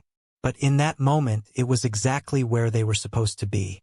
Come on, you, Van whispered, pulling back and taking her hand. Cheyenne smiled, wiping a tear from her cheek. Where are we going? Oh, we are going upstairs, Van said, a mischievous glint returning to his eye. Cheyenne laughed, a clear, happy sound. Hold on. I thought you did not want me to leave you alone. Sometimes, Van grinned, pulling her toward the stairs. I want to feel new pretty. As they disappeared up the staircase, leaving the quiet living room behind, the house finally settled into peace. The empty pantry remained empty, the green smoothie was gone, and the ridiculous wig sat forgotten on the sofa. But the house was full of love, laughter, and the quiet, enduring beauty of a family that, despite all their flaws, always found their way back to each other. The morning sun streamed through the large bay windows of the kitchen, casting long golden rays across the polished oak floorboards. The house, usually a sanctuary of controlled chaos, was currently gripped by a specific, urgent tension. Reba stood near the granite countertop, her arms crossed firmly over her chest. Her eyes narrowed as she surveyed the remains of what could only be described as a culinary massacre. Beside her stood Ben, shifting his weight nervously from his left foot to his right. They were both staring at the empty plates, the scattered crumbs, and the sheer devastation that had been visited upon the kitchen of Mr. H. That woman is out of control, Reba whispered, her voice a mixture of awe and profound concern. She leaned closer to the counter, inspecting the damage. She is like a locust. I have never seen anything like it. She has eaten everything in the house. Ben nodded solemnly, his eyes wide. She has eaten everything in Mr. H's house. Look at this, Reba. Even the salt and pepper shakers are empty. Who eats the garnish? Who shakes pure salt into their palm as a snack? Reba sighed, rubbing her temples where a dull ache was beginning to form. It is a cry for help, or a cry for more carbohydrates. Why do you not just go over there and tell her she has eaten too much? Someone needs to stage an intervention before she starts gnawing on the table legs. Ben took a sudden step back, holding his hands up in surrender. You tell her. I am not stepping into the line of fire. You are the one who is good at these delicate conversations. No, you tell her, Reba insisted, pointing a perfectly manicured finger at his chest. I have reached my quota for difficult conversations this month. Rock, paper, scissors. The loser has to go tell her to step away from the pantry. Ben groaned, knowing the odds were never in his favor. Reba, you know you are going to lose. You always lose at this game. Not this time, Reba said, her competitive spirit flaring. She held her fist out, ready for the ancient battle of hands. 1, 2, 3. They threw their hands down simultaneously. Reba held out 2 fingers extended, representing scissors. Ben had his hand flat, representing paper. Dang it! Ben shouted, staring at his defeated hand as if it had betrayed him. How do you always beat me? Reba smirked, a triumphant gleam in her eye. Because, of course I do, Ben grumbled, crossing his arms defensively. It is my system. A man has to have a system. So you are the— Yes, fine, Reba said, her victory immediately turning to ash in her mouth as she realized what she had agreed to. You have to tell her, Ben pleaded, his voice rising in panic. Come on, Reba. By the way, you have been looking hot lately. Your hair is very bouncy today. Before Reba— Hey, Mom announced, her face glowing with triumph. Guess who Luigi gave the free pizza to? Reba stared at the greasy box, feeling her arteries clog just by looking at it. Mom, Luigi does not have to roll himself out of the bed every morning. You know we really do not need another pizza in this house. We are swimming in carbohydrates. I mean, it is really just the three of us right now, Reba continued, trying to be the voice of reason. We cannot possibly finish a large pepperoni and sausage pie. Oh, I know, Mom said, waving her hand dismissively as she set the heavy box down on the counter. But I had to take it. It was absolutely free. Luigi insisted. Somebody in this house will eat it. From across the room, a voice rang out with absolute certainty. Dibs. Reba closed her eyes, summoning her patience. She walked over to the counter, placing her hand firmly on the cardboard box. You know what, Mom? I am thinking maybe, just maybe, we should all try and get a little healthier around here. We cannot keep eating free pizza and ignoring our health. Mom looked at her as if she had spoken in a foreign language. What are you talking about? I am very healthy. I walked all the way from the car to the front door without losing my breath. Suddenly, the conversation was interrupted by a commotion near the hallway. Mrs. H was waddling toward the kitchen, her eyes fixed entirely on the pizza box, a look of sheer determination on her face. All right, that is it, Mrs. H, Reba commanded, stepping in front of the pizza to shield it. Drop it. Drop the breadstick. Drop it, Mrs. H. Drop it. Drop it. Drop it. Mrs. H froze, clutching a half-eaten breadstick she had scavenged from somewhere. Mrs. H, Reba said, her voice softening into genuine compassion. I cannot stand to see you do this to yourself. It is like you are trying to eat yourself to death. Why? What happened to you? What is different? Talk to us. Before Mrs. H could answer, the front door burst open. The air in the room seemed to shift, the very atmosphere crackling with a strange, new energy. You who? I am here. A voice trilled, melodious and vibrant. And I am thin. Reba whirled around. Standing in the doorway was Barbara Jean. But it was not the Barbara Jean they all knew. The woman standing before them was completely transformed. She was wearing a sleek, form-fitting athletic outfit that highlighted a remarkably slender waist and toned arms. Her hair was styled perfectly, and she radiated an almost blinding level of self-assurance. Reba blinked, convinced she was hallucinating. Yeah, thin as a stick, and dumb as one, Reba muttered under her breath, a defense mechanism kicking in against the sheer shock of the visual before her. Yikes, someone whispered in the background. What is eating Cooper grape? They all stared. Barbara Jean stood with her hands on her newly defined hips, her legs positioned perfectly. Look at that, Ben whispered in absolute awe. Her legs, they look like the number 10, perfectly straight and parallel. Reba rubbed her eyes. Oh, thank God. I thought it was just a nightmare. You who? I am here. And I am thin, Barbara Jean repeated, doing a small, joyful twirl that showcased her new silhouette. And the nightmare continues, Reba groaned inwardly, leaning against the counter for support. The sheer enthusiasm radiating from Barbara Jean was exhausting. Reba could feel a headache beginning to pulse behind her eyes. A radio playing softly in the background seemed to mock the moment, the lyrics drifting through the stunned silence. My roots are planted in the past, though my life is changing fast. Who I am is who I want to be. A single mom who works too hard, who loves her kids and never stops, with gentle hands and the heart of a fighter. I am a survivor. The silence was broken by the sound of small footsteps running into the kitchen. Mom, make us some pancakes, the child demanded, entirely oblivious to the monumental shift in the family dynamic standing right by the door. Reba snapped out of her daze, her maternal instincts overriding her shock. No. I am making everyone a power smoothie. A healthy, nutrient-dense power smoothie. And this afternoon I am taking a power walk. We are changing our lives starting right this very minute. Van, who had wandered into the kitchen searching for cereal, snorted with laughter. Power walk? Oh, please do not forget your power cane. You do not want to fall over. Van, that is not nice, Cheyenne scolded, following closely behind her husband. Mom does aerobics in the living room sometimes. Yes, Van chuckled.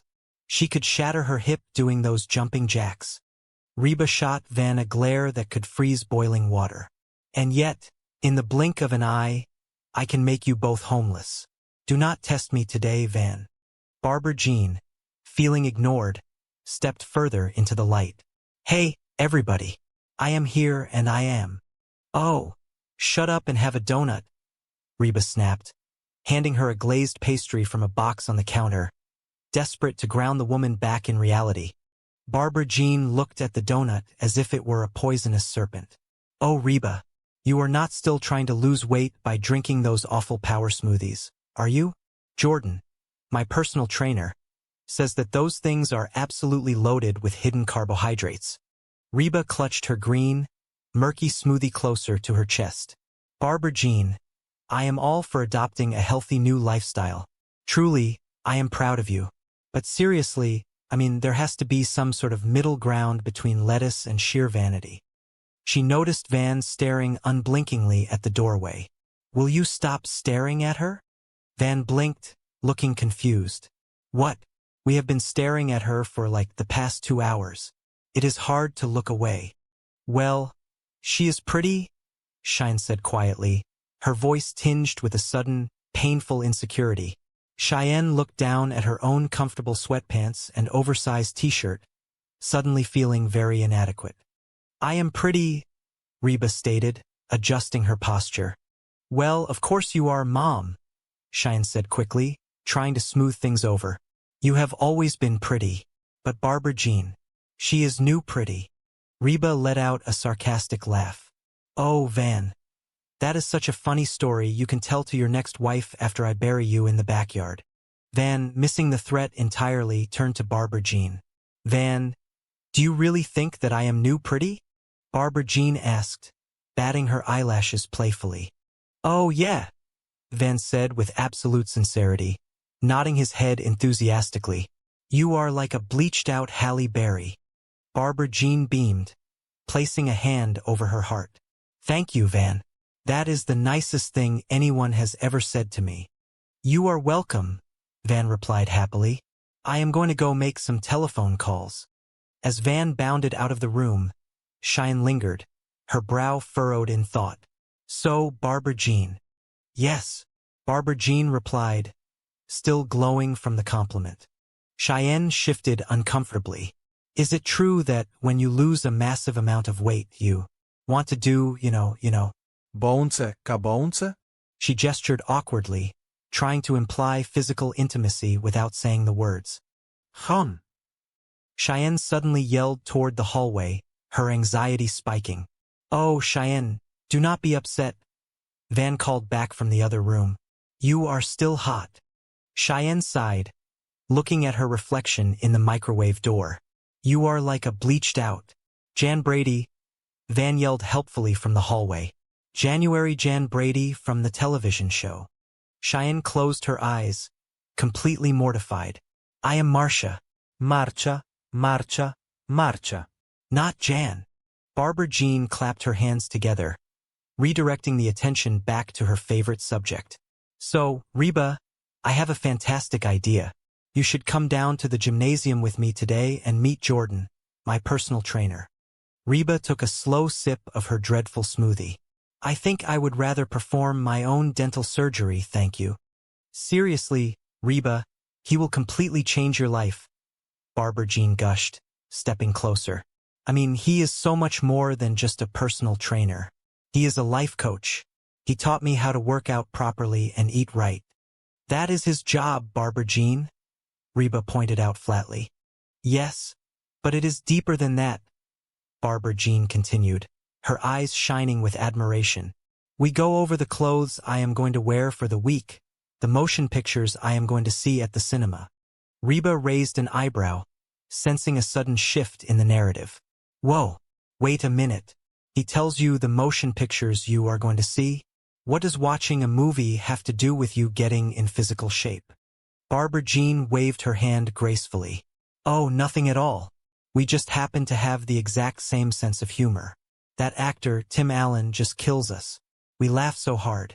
I mean, whether he is playing a fluffy dog or Santa Claus himself, you just buy his performance.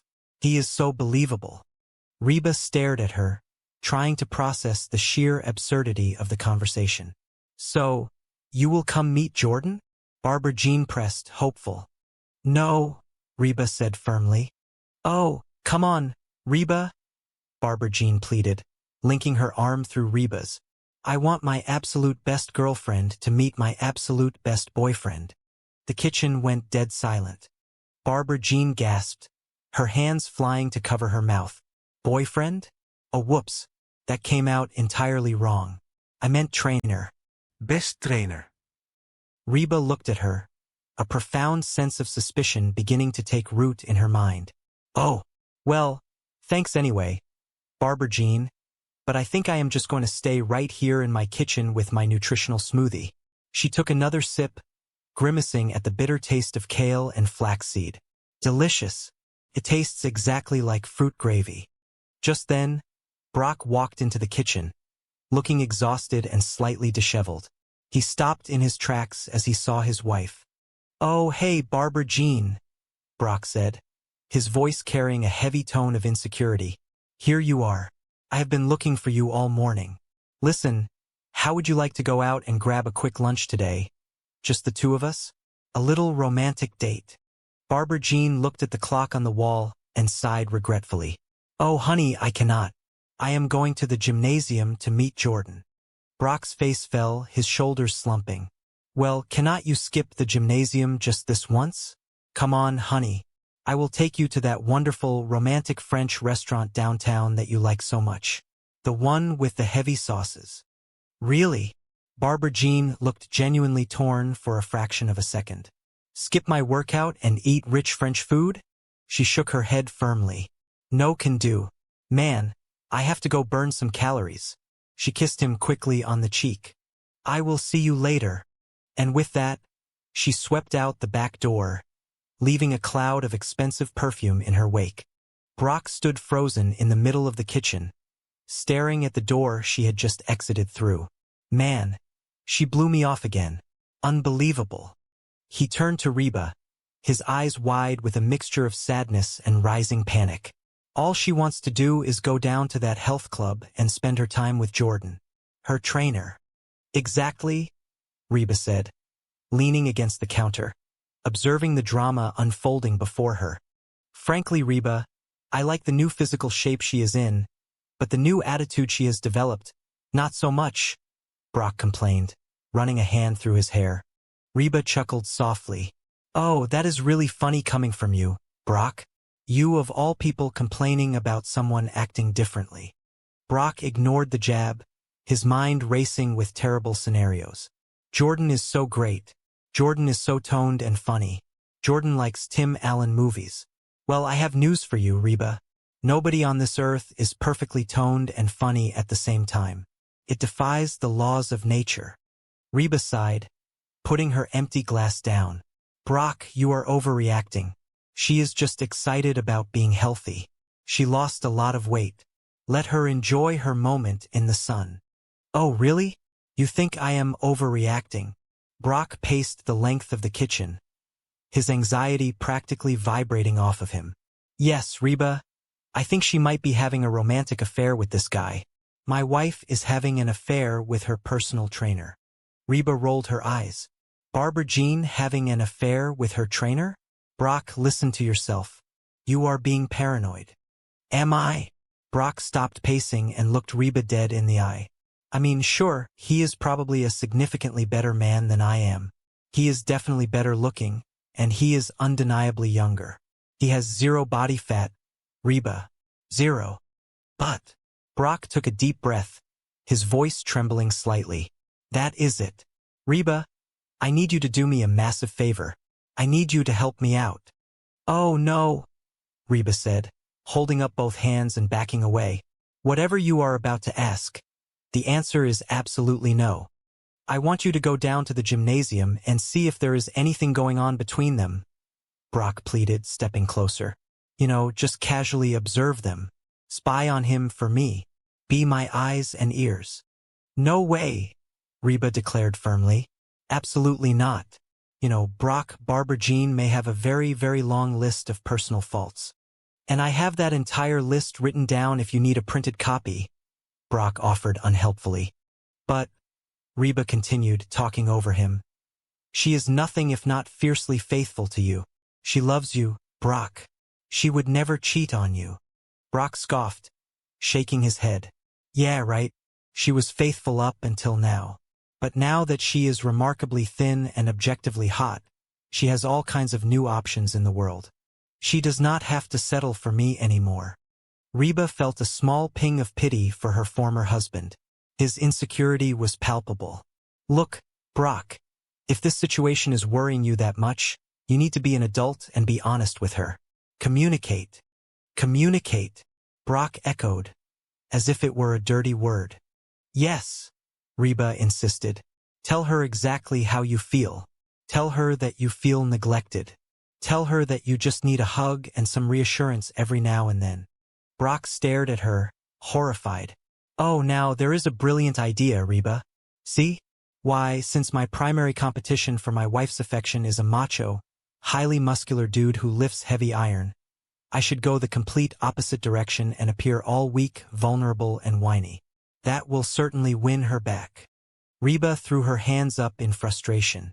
Your solutions are ridiculous, Reba, Brock shouted, his frustration boiling over. Just do this for me. Go spy on them. Reba huffed, grabbing her car keys from the hook by the door. Fine. It makes me sick to spy on those stupid, ridiculously fit people. Hard to believe all that exercise is actually supposed to be good for you. It just causes marital strife. As Reba stomped toward the front door, she nearly collided with Mrs. H, who was standing in the foyer, adjusting her sensible shoes. Hey, Mrs. H, Reba said, pausing. Are you off for your afternoon power walk? Mrs. H looked up, her expression completely flat. Man, I love old people, Reba muttered to herself, watching the older woman, power walking, moving along, swinging their arms back and forth, strutting down the sidewalk like there is a big discount sale for false teeth at the pharmacy. No, Mrs. H stated plainly. I am not going for my power walk today. Why not? Reba asked, curious. Because this whole physical fitness thing is getting everybody in this house acting entirely wacko, Mrs. H grumbled. What do you mean by wacko? Reba asked, though she entirely agreed. Cheyenne, who had been listening from the stairs, descended slowly. Well, Mom, your children's father thinks that the muscular guy who gave Barbara Jean her brand new body is wanting to take her for a four-wheel spin, if you know what I mean. He probably does, Mrs. H chimed in ominously. What are you talking about? Cheyenne asked, her eyes widening. Guys are pigs, Mrs. H declared with the absolute certainty of a woman who had lived a very long life. They are dogs. They are all wild animals driven by base instincts. Cheyenne looked horrified. All of them.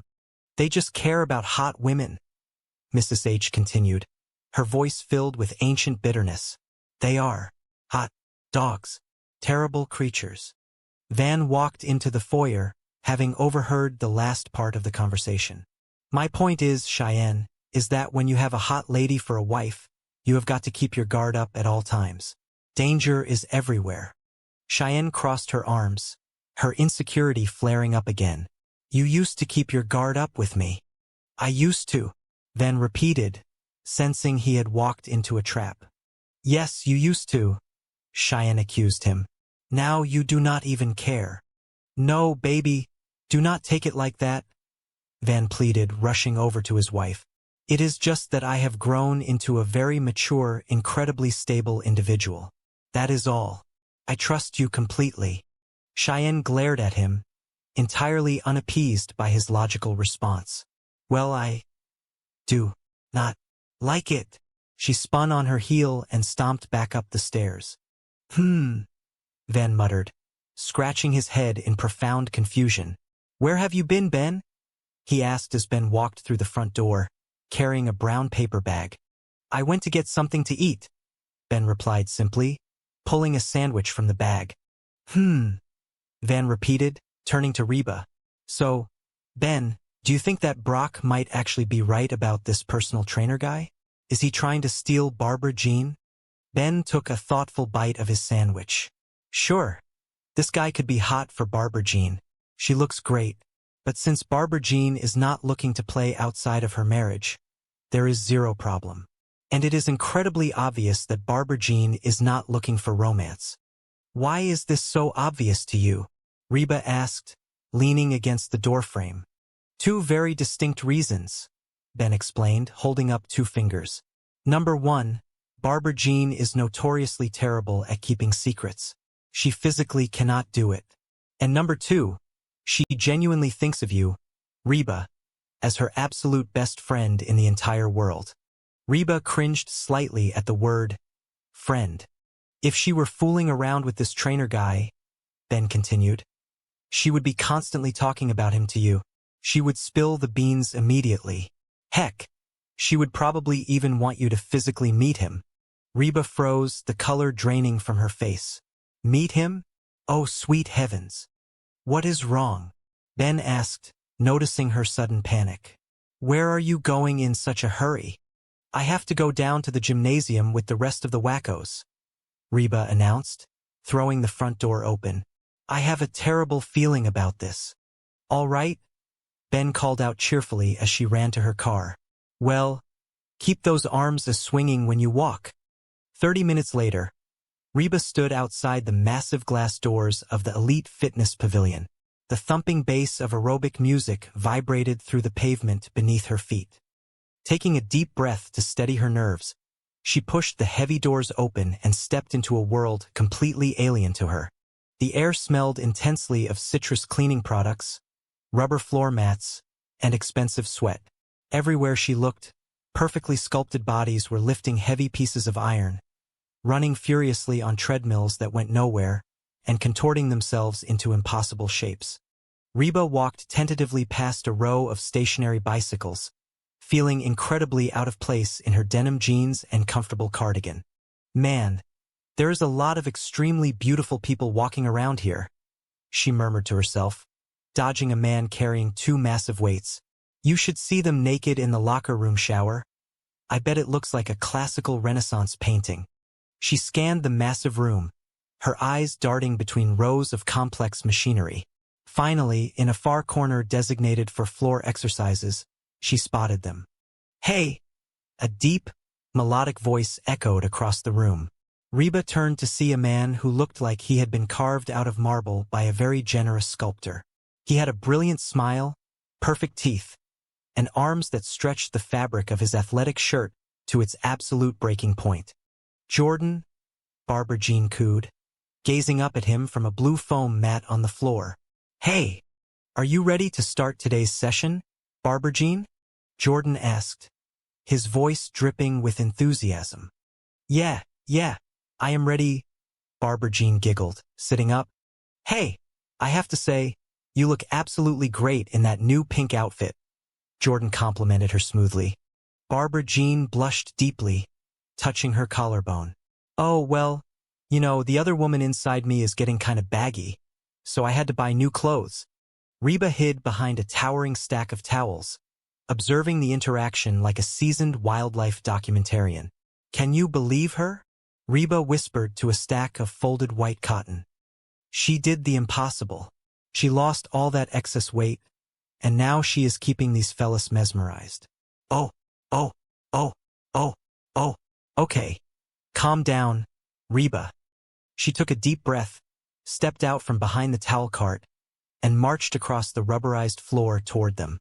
Jordan, Barbara Jean said brightly as she noticed Reba approaching. Jordan, I am so glad you are here. This is my absolute best friend in the world. Reba. Jordan turned, his brilliant smile widening. He extended a large, incredibly firm hand.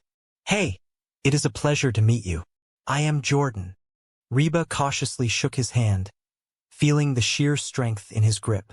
I am Reba. The pleasure is entirely mine. So, are you going to join us today, Reba?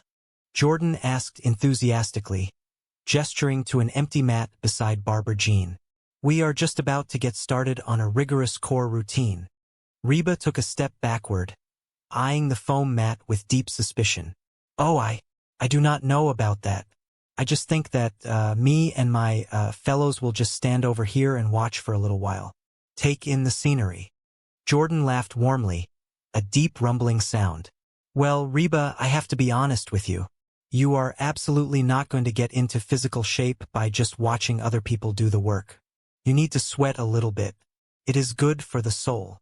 Yeah, but you guys have to understand my situation, Reba stammered, pulling her cardigan tighter around herself. It has been quite a while since I have been inside a gymnasium exactly like this one, and I honestly do not think my body is prepared for. Before she could finish her sentence, Jordan turned his attention back to his client. Hello, let us get down to business. Down there on the mat. Barbara Jean, you really are getting incredibly limber. Reba watched in rising horror as Jordan knelt behind Barbara Jean. Do you remember just 3 months ago when you could not even put your leg over my head? Jordan asked, his voice filled with pride. I remember when I did not want to. Reba blurted out loudly, unable to control her verbal filter. She stared wide-eyed as Jordan took hold of Barbara Jean's leg and began to stretch it upward at an angle that looked entirely unnatural for a human skeleton. Is that legal in this state? Reba stammered, her face turning crimson. I mean, is that maneuver strictly necessary for physical fitness? Jordan did not even look up, focused entirely on the stretch. It is absolutely critical to stretch the muscle fibers out completely before you subject them to heavy exercise. Yeah, Barbara Jean agreed breathlessly, her face flushed from the exertion. Otherwise, you could really pull a tendon and hurt something terribly. Now, turn over onto your stomach, Jordan instructed smoothly. Barbara Jean flipped over with surprising agility. Reba, you really need to watch this particular stretch, Barbara Jean called out, her voice muffled slightly by the foam mat. This one is my absolute favorite part of the entire workout. All right, Jordan said, moving into a new position standing directly over Barbara Jean. Now, this specific movement gives a fantastic deep stretch to the lower back and upper chest muscles. A person really should do this precise stretch at least once a single day for maximum flexibility. He placed his hands firmly on her back and pulled upward. Oh, sweet mercy. I would do it all day long if I possibly could, Barbara Jean moaned in sheer delight. Reba felt a bead of sweat trickle down the back of her neck. The sheer intimacy of the stretching routine was overwhelming. She fanned herself aggressively with her hand. You know, is this one of those modern, fancy gymnasiums that intentionally has the central heating thermostat set real high? Because I am suddenly sweating profusely. Jordan finally released the stretch and stepped back, clapping his hands together briskly. Okay. Oh wow. That was a great warm-up. Now it is time for some serious weightlifting. Reba let out a massive sigh of relief, leaning heavily against a stationary bicycle. Oh, thank goodness. That is definitely enough of that stretching business for one afternoon. Hello, personal space. Jordan walked over to a rack of heavy iron dumbbells. Okay. Let us knock this core workout out. Yeah. Okay. Barbara Jean agreed, scrambling to her feet and adjusting her pink athletic top. All right, let us do it. Reba backed away slowly, shaking her head. You know what, you two? I think I have seen entirely enough for one day. My cup runneth over with physical fitness. Jordan turned to her, wiping a bead of sweat from his perfectly chiseled forehead. So, what do you think, Reba? Do you have any genuine interest in hiring a personal trainer to help you achieve your fitness goals? Reba looked him up and down, her trademark sarcasm returning in full force. Only if he promises to take me out to a nice, expensive dinner first. A girl has to have standards. Are you absolutely sure, Reba? Barbara Jean pressed, walking over and placing a hand on Reba's arm. Seriously, I am telling you the truth. This is one of the absolute best relationships I have ever had in my entire life. Reba winced, mentally calculating how fast she could run to her car. Oh, I do not doubt that for a second. But I think Jordan has his hands completely full handling you. Literally. Oh, do not worry about my schedule, Jordan interjected brightly. Since you are a complete beginner to the fitness lifestyle, Reba, you will not start with my advanced program. You will start your training with Dot. Dot? Reba asked, a sinking feeling in her stomach. Jordan cupped his hands around his mouth and shouted across the massive gymnasium. Dot, get over here. Yeah. Reba turned toward the sound of heavy, thunderous footsteps approaching. From the shadow of the squat racks emerged a woman who looked like she could comfortably bench press a small pickup truck. She was covered in tribal tattoos, her muscles bulging menacingly beneath a tight black tank top. Her expression was one of pure, unadulterated aggression. This is Reba, Jordan introduced them cheerfully, entirely ignoring the terror in Reba's eyes. She seems a little physically tense in her shoulders. I would highly recommend spending some extra time on the deep tissue stretching. Dot cracked her knuckles, the sound echoing like gunfire. Hey, get down there on the mat. Reba did not even hesitate. She spun on her heel and sprinted toward the glass exit doors faster than she had moved in a decade, leaving a bewildered Barbara Jean and a terrified in her dust. Back at the house, Brock was pacing a trench into the living room carpet.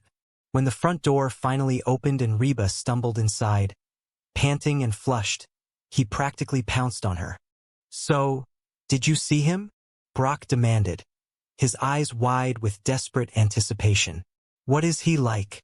Tell me everything. Is he a little guy? Do you think I could take him in a physical fight? Reba leaned against the door, trying to catch her breath. He is big, Brock. Very big. But I have to tell you, he is absolutely not as big as a woman named Dot. She will haunt my nightmares forever. Brock waved away the nonsense. Forget about Dot. What about Jordan and my wife? So, what do you think? Give me your honest assessment. Is there something romantic going on between them? Reba closed her eyes, remembering the sight of the stretching routine on the blue foam mat. Look, Brock, I am going to be entirely honest with you. I was really hoping that I could go down to that health club, check things out from a distance, and come back here and tell you that there is absolutely nothing to worry about. I wanted to give you peace of mind. But, Brock prompted, his face turning pale. That is it, Reba said softly, opening her eyes. Brock staggered backward as if he had been punched in the stomach. Reba, come on. Tell me. Reba held her hands up defensively. Okay, look, I do not know for certain if they are actually having a physical affair or not. I did not see them kiss. But I will tell you this. If they keep working out together on that floor mat like that, doing those specific stretches, they might be having a baby together in 9 months. Brock covered his face with his hands, letting out a sound that was half sob, half growl. Man, I knew it. I knew there was something going on behind my back. My instincts are never wrong. Before Reba could try to calm him down, the front door swung open again. Barbara Jean breezed into the house, her cheeks flushed with post-workout endorphins, her energy completely boundless. Hey, everybody, Barbara Jean sang out joyfully. I am here and I am saying, well, look at me. I survived another grueling session. She spotted her husband. Oh, une. How is your day going? Brock dropped his hands from his face, his expression turning to thunder. Do not you hi honey me, Barbara Jean. Barbara Jean stopped, her smile faltering. What are you talking about, Brock? Why are you acting so aggressively? Brock pointed an accusing finger at her. Oh man, did you honestly, truly think that I would not eventually find out about the secret life you are leading with Jordan? Barbara Jean looked genuinely bewildered. What? Found out about what? We were exercising. We were working out in a public facility. It was a perfectly innocent cardiovascular and core training session. Brock spun toward Reba. Reba, tell him. Tell my wife what you saw with your own 2 eyes. Reba took a giant step backward, wanting nothing more than to sink through the hardwood floor. I do not want to get involved in this marital dispute. Leave me out of it. She said you are having a romantic affair with him, Brock shouted, his voice echoing through the house. Barbara Jean gasped, looking at Reba in sheer betrayal. An affair? Any more than I already am having an affair with my own husband. Okay, look, Barbara Jean commanded, squaring her shoulders and looking Brock directly in the eyes. Jordan and I are absolutely not having an affair. It is impossible. Why? Brock demanded fiercely. Because he is a homosexual man, Barbara Jean stated plainly, enunciating every syllable. He is gay. The entire living room went completely silent. Brock froze, his accusatory finger still hovering in the air. What? Brock squeaked, his anger suddenly evaporating into profound confusion. Barbara Jean turned to Reba, her hands resting firmly on her hips. Reba, my dearest friend, do you honestly, logically think that I would allow a heterosexual, straight man to openly grab my breasts in the middle of a crowded gymnasium? Reba's jaw dropped. Excuse me. Hold on a second. Wait, let me process this. He grabbed your breasts. He is gay. Barbara Jean reiterated loudly, as if that explained the mechanics of the entire situation perfectly. He was not touching them in a romantic fashion, Barbara Jean explained, using her hands to demonstrate in the air.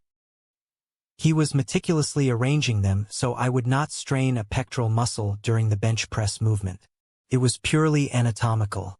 Now carry on with your lives, both of you. This drama is exhausting. She turned and began to walk toward the kitchen, intent on finding a celery stick. No, Reba. Barbara Jean stopped and turned back, her voice suddenly trembling with hurt. Everything is not fine here. I had absolutely no idea that you were so deeply threatened by the new version of me. Reba scoffed defensively. Threatened? I am not threatened. Yes, you are, Barbara Jean insisted, tears welling up in her eyes. You are threatened by the slim waist, the toned athletic legs, and the fellas paying attention to me. The fellas, Reba repeated incredulously. The girls, Barbara Jean corrected herself, waving her hand. Oh, the little puppies on the street staring at me. Everyone notices. Reba took a deep breath, trying to maintain her composure. Barbara Jean, I promise you, I am absolutely not threatened by you in any way, shape, or form. Barbara Jean crossed her arms tightly. Really? Is that the absolute truth? Yes, Reba lied smoothly. Then explain to me why you specifically went down to the gymnasium this afternoon? Barbara Jean demanded, her voice rising in pitch. What was your purpose? Were you sent there to spy on me? Reba hesitated, looking guiltily at Brock, who was suddenly very interested in the pattern of the wallpaper. No. Barbara Jean stared her down. Okay, yes, Reba finally confessed, her shoulders slumping in defeat. I went down to the health club because I genuinely thought there might be something inappropriate going on between you and your trainer, Jordan. Why in the world would you ever think that of me? Barbara Jean asked, genuinely devastated. I have always been faithful. Because you have fundamentally changed, Barbara Jean? Reba explained softly, trying to make her understand. I have not changed my core personality, Barbara Jean protested defensively. Yes, you have, Reba countered, stepping closer. Ever since you lost all that excess weight, you have become pushy and overly obnoxious, and you constantly, desperately always want to be the center of attention in every single room you enter. There was a long pause as the words hung heavy in the air. Brock slowly raised his hand, clearing his throat nervously. Hello? Excuse me for interrupting. But, she has always been that exact way, Reba. She has always been pushy and wanted attention. Reba stopped, her brain halting as she processed his statement. She looked at Barbara Jean, remembering years of brightly colored outfits, loud entrances, and dramatic flair. Reba sighed heavily. She kinda got a point there, Brock. I suppose you are right. Yeah, well, something has definitely changed in this dynamic, Barbara Jean, Reba insisted, unwilling to let go entirely. Yeah, I know what has changed, Barbara Jean said, her voice filled with a quiet, triumphant realization. The way you guys look at me, that is what changed. I am still the exact same Barbara Jean I always was on the inside. I am just a lot less winded when I walk up the staircase now. Reba looked at the floor, a wave of unfamiliar guilt washing over her. I know she might be right, Brock. The problem could entirely be us. Our perception. Brock walked over and gently touched his wife's arm. I am deeply sorry, honey. Reba just got me all worked up into a jealous frenzy with her dramatic theories. That is all. Reba shot Brock a look of pure murder for throwing her completely under the bus. She turned back to Barbara Jean, deciding to take the high road of absolute honesty. Look, Barbara Jean, the ugly truth is. Reba paused, struggling to find the right words. I think I went down to that gymnasium almost secretly hoping that I would find you doing something terribly wrong. Barbara Jean's eyes widened in hurt surprise. Anything. Just some tiny flaw. Reba continued, forcing the words out. So I could feel morally superior to you and your brand new skinny butt. I was jealous of the attention you were receiving. So, I am genuinely sorry.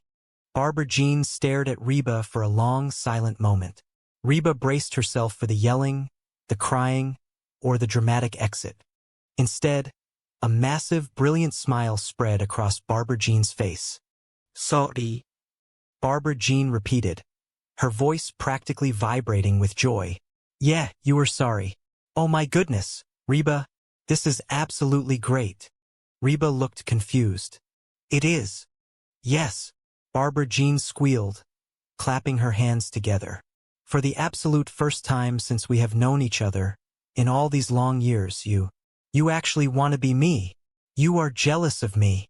Reba groaned, rubbing her temples. I absolutely do not want to be you, Barbara Jean. Do not twist my words. I know. Barbara Jean cheered, completely ignoring Reba's denial. It is even better than that. You actively want to look exactly like me. You admire my physical form. She grabbed her gym bag, twirling around with sheer delight. Hey, where are you going now? Reba asked wearily. I am just going to go to the kitchen and grab a healthy piece of fruit to eat, Barbara Jean announced grandly, practically floating toward the doorway. I feel spectacular. I will see you next year, Reba. As Barbara Jean disappeared into the kitchen, Reba and Brock were left alone in the living room. Hey, buddy. A voice called out softly from the hallway. Reba looked up to see Ben walking into the room, holding the television remote control. What are we watching on the television tonight? Brock let out a long, exhausted sigh, dropping onto the couch. No, we are not watching anything, Ben. I am too emotionally drained. Ben grinned, holding up a fist. Want a game of rock, paper, scissor for control of the television? Brock glared at him. Let us go. Right now.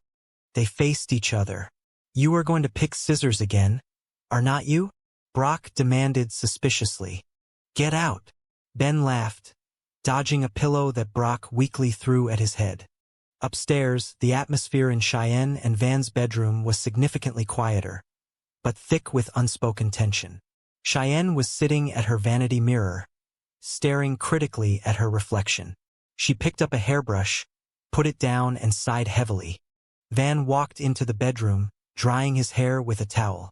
He stopped when he saw his wife looking so despondent. Hey, honey, Van said gently, walking up behind her and placing his hands on her shoulders. Hey, baby, Cheyenne replied quietly, not meeting his eyes in the mirror. I need to talk to you about something important. Van smiled eagerly, dropping the towel onto the bed. Oh, honey, I just got the television fixed downstairs. We can watch a movie. Cheyenne turned around on the small stool, facing him directly. Van, please listen to me. Well, I started thinking deeply about what we discussed earlier today, and I realized that maybe you do not think of me as new pretty anymore because I just do not do enough effort to keep your romantic interest. Van's face instantly filled with panic. No, honey, please do not say that. You are way hot. You are the hottest woman I know. Cheyenne held up a hand to stop him. Guilty as charged, maybe in the past. But anyway, I thought that maybe I should, intentionally change my physical look every now and then, just to keep things fresh and exciting for you in our marriage. So, she reached into a shopping bag beside her vanity and pulled out a bright, shocking red object. I went to the store and I bought a synthetic wig. She placed the bright red, curly wig onto her head. It sat slightly askew, clashing horribly with her complexion and making her look entirely ridiculous. Van stared at her, his jaw dropping slightly. He walked forward slowly, reaching out his hand. Gently, carefully, he took the red wig off of her head and dropped it onto the floor. Cheyenne, put that plastic thing down, Van said, his voice unusually serious and tender. Listen to me very carefully. Cheyenne looked up at him, her eyes shining with unshed tears of insecurity. Van knelt down in front of her, taking both of her hands in his. I think it is a truly wonderful, good thing that when I look at you across a room, I do not just see a random beautiful girl with a killer physical body. Cheyenne sniffled softly. You do not. No, Van said, shaking his head firmly. I see my beautiful wife, the woman I married, the mother of our future children. And I want you to know that I am deeply attracted to her, no matter what. He reached up and tucked a strand of her natural hair behind her ear. I am attracted to you whether you are all dressed up in an expensive gown, ready to go out to a fancy restaurant, or if you are just sitting comfortably on the living room couch, wearing those old, washed-up, faded flannel pajamas with the little bears on them. Cheyenne managed a small, watery smile. Really? Even the flannel pajamas with the mustard stain on the sleeve? Yeah, Van whispered, his eyes filled with absolute sincerity and profound love. Especially those pajamas. You are perfectly beautiful to me simply because of who you are on the inside. Your heart, your laugh, your kindness. Cheyenne let out a breath she felt she had been holding all day. She leaned forward, resting her forehead against his. Ave, Van. I feel kinda stupid for making such a big deal out of this. Van chuckled softly, kissing her cheek. Well, that occasional silliness is also exactly who you are, Cheyenne. And I love it completely. I love every single part of you. He stood up, pulling her gently to her feet. Come on, you. Let us get out of here. Cheyenne smiled, her insecurity entirely melted away by his simple, honest devotion. Where are we going? Van wiggled his eyebrows playfully. Oh, we are going to walk upstairs to the attic to find those flannel pajamas. Cheyenne laughed, a bright, genuine sound. Hold on a minute. I thought you said downstairs you did not want me to ever leave you alone in a room again because you were afraid of the dark. Van wrapped his arms around her waist, pulling her close. Sometimes, my beautiful wife, I just want to feel the warmth of new pretty by holding the woman I have loved forever. Now, let us go find those little flannel bears. Downstairs in the kitchen, Reba sat alone at the granite counter. The house was finally quiet. The chaotic energy of Barbara Jean's transformation, Brock's paranoia, and the sheer terror of the gymnasium had finally settled into a peaceful evening hum. Reba reached across the counter and pulled the leftover Luigi's pizza box toward her. She opened the lid, the smell of cold cheese and pepperoni wafting up. She looked at her half-finished, murky green power smoothie sitting next to it. With a decisive nod, Reba picked up the smoothie, walked over to the sink, and poured the entire green concoction down the drain. She returned to the counter, pulled out a massive slice of cold pizza, and took a highly satisfying bite. "To new pretty," Reba whispered to the empty kitchen, chewing happily, "and to the immense comfort of staying exactly who you are." The morning sun filtered through the sheer curtains of the kitchen window, casting a warm, golden glow over the countertops. Yet, despite the peaceful light, a profound sense of devastation lingered in the air. The kitchen, usually a sanctuary of bustling family life and abundant snacks, had been thoroughly pillaged. Cupboard doors stood slightly ajar, revealing bare shelves that had only yesterday boasted an array of crackers, cookies, and cereals. The fruit bowl on the central island, normally overflowing with apples and bananas, held nothing but a solitary, bruised grape. Van stood near the sink, his broad shoulders slumped in disbelief as he surveyed the wreckage. Beside him stood Ben, his young face mirroring Van's expression of utter bewilderment. They were staring at the dining table, where even the most basic condiments had not been spared. "That woman is out of control," Van whispered, his voice trembling with a mixture of awe and terror. "She is like a locust. She has eaten everything in the house." Ben nodded solemnly, his wide eyes fixed on the empty glass containers resting on the polished wood. "She has eaten everything in Mr. H's house. Look, even the salt and pepper shakers are empty." He picked up the small crystal salt shaker and shook it near his ear, listening to the hollow absence of sound. "Why do you not just tell her she has eaten too much?" Van took a step back, raising his hands defensively as if the very idea was a physical blow.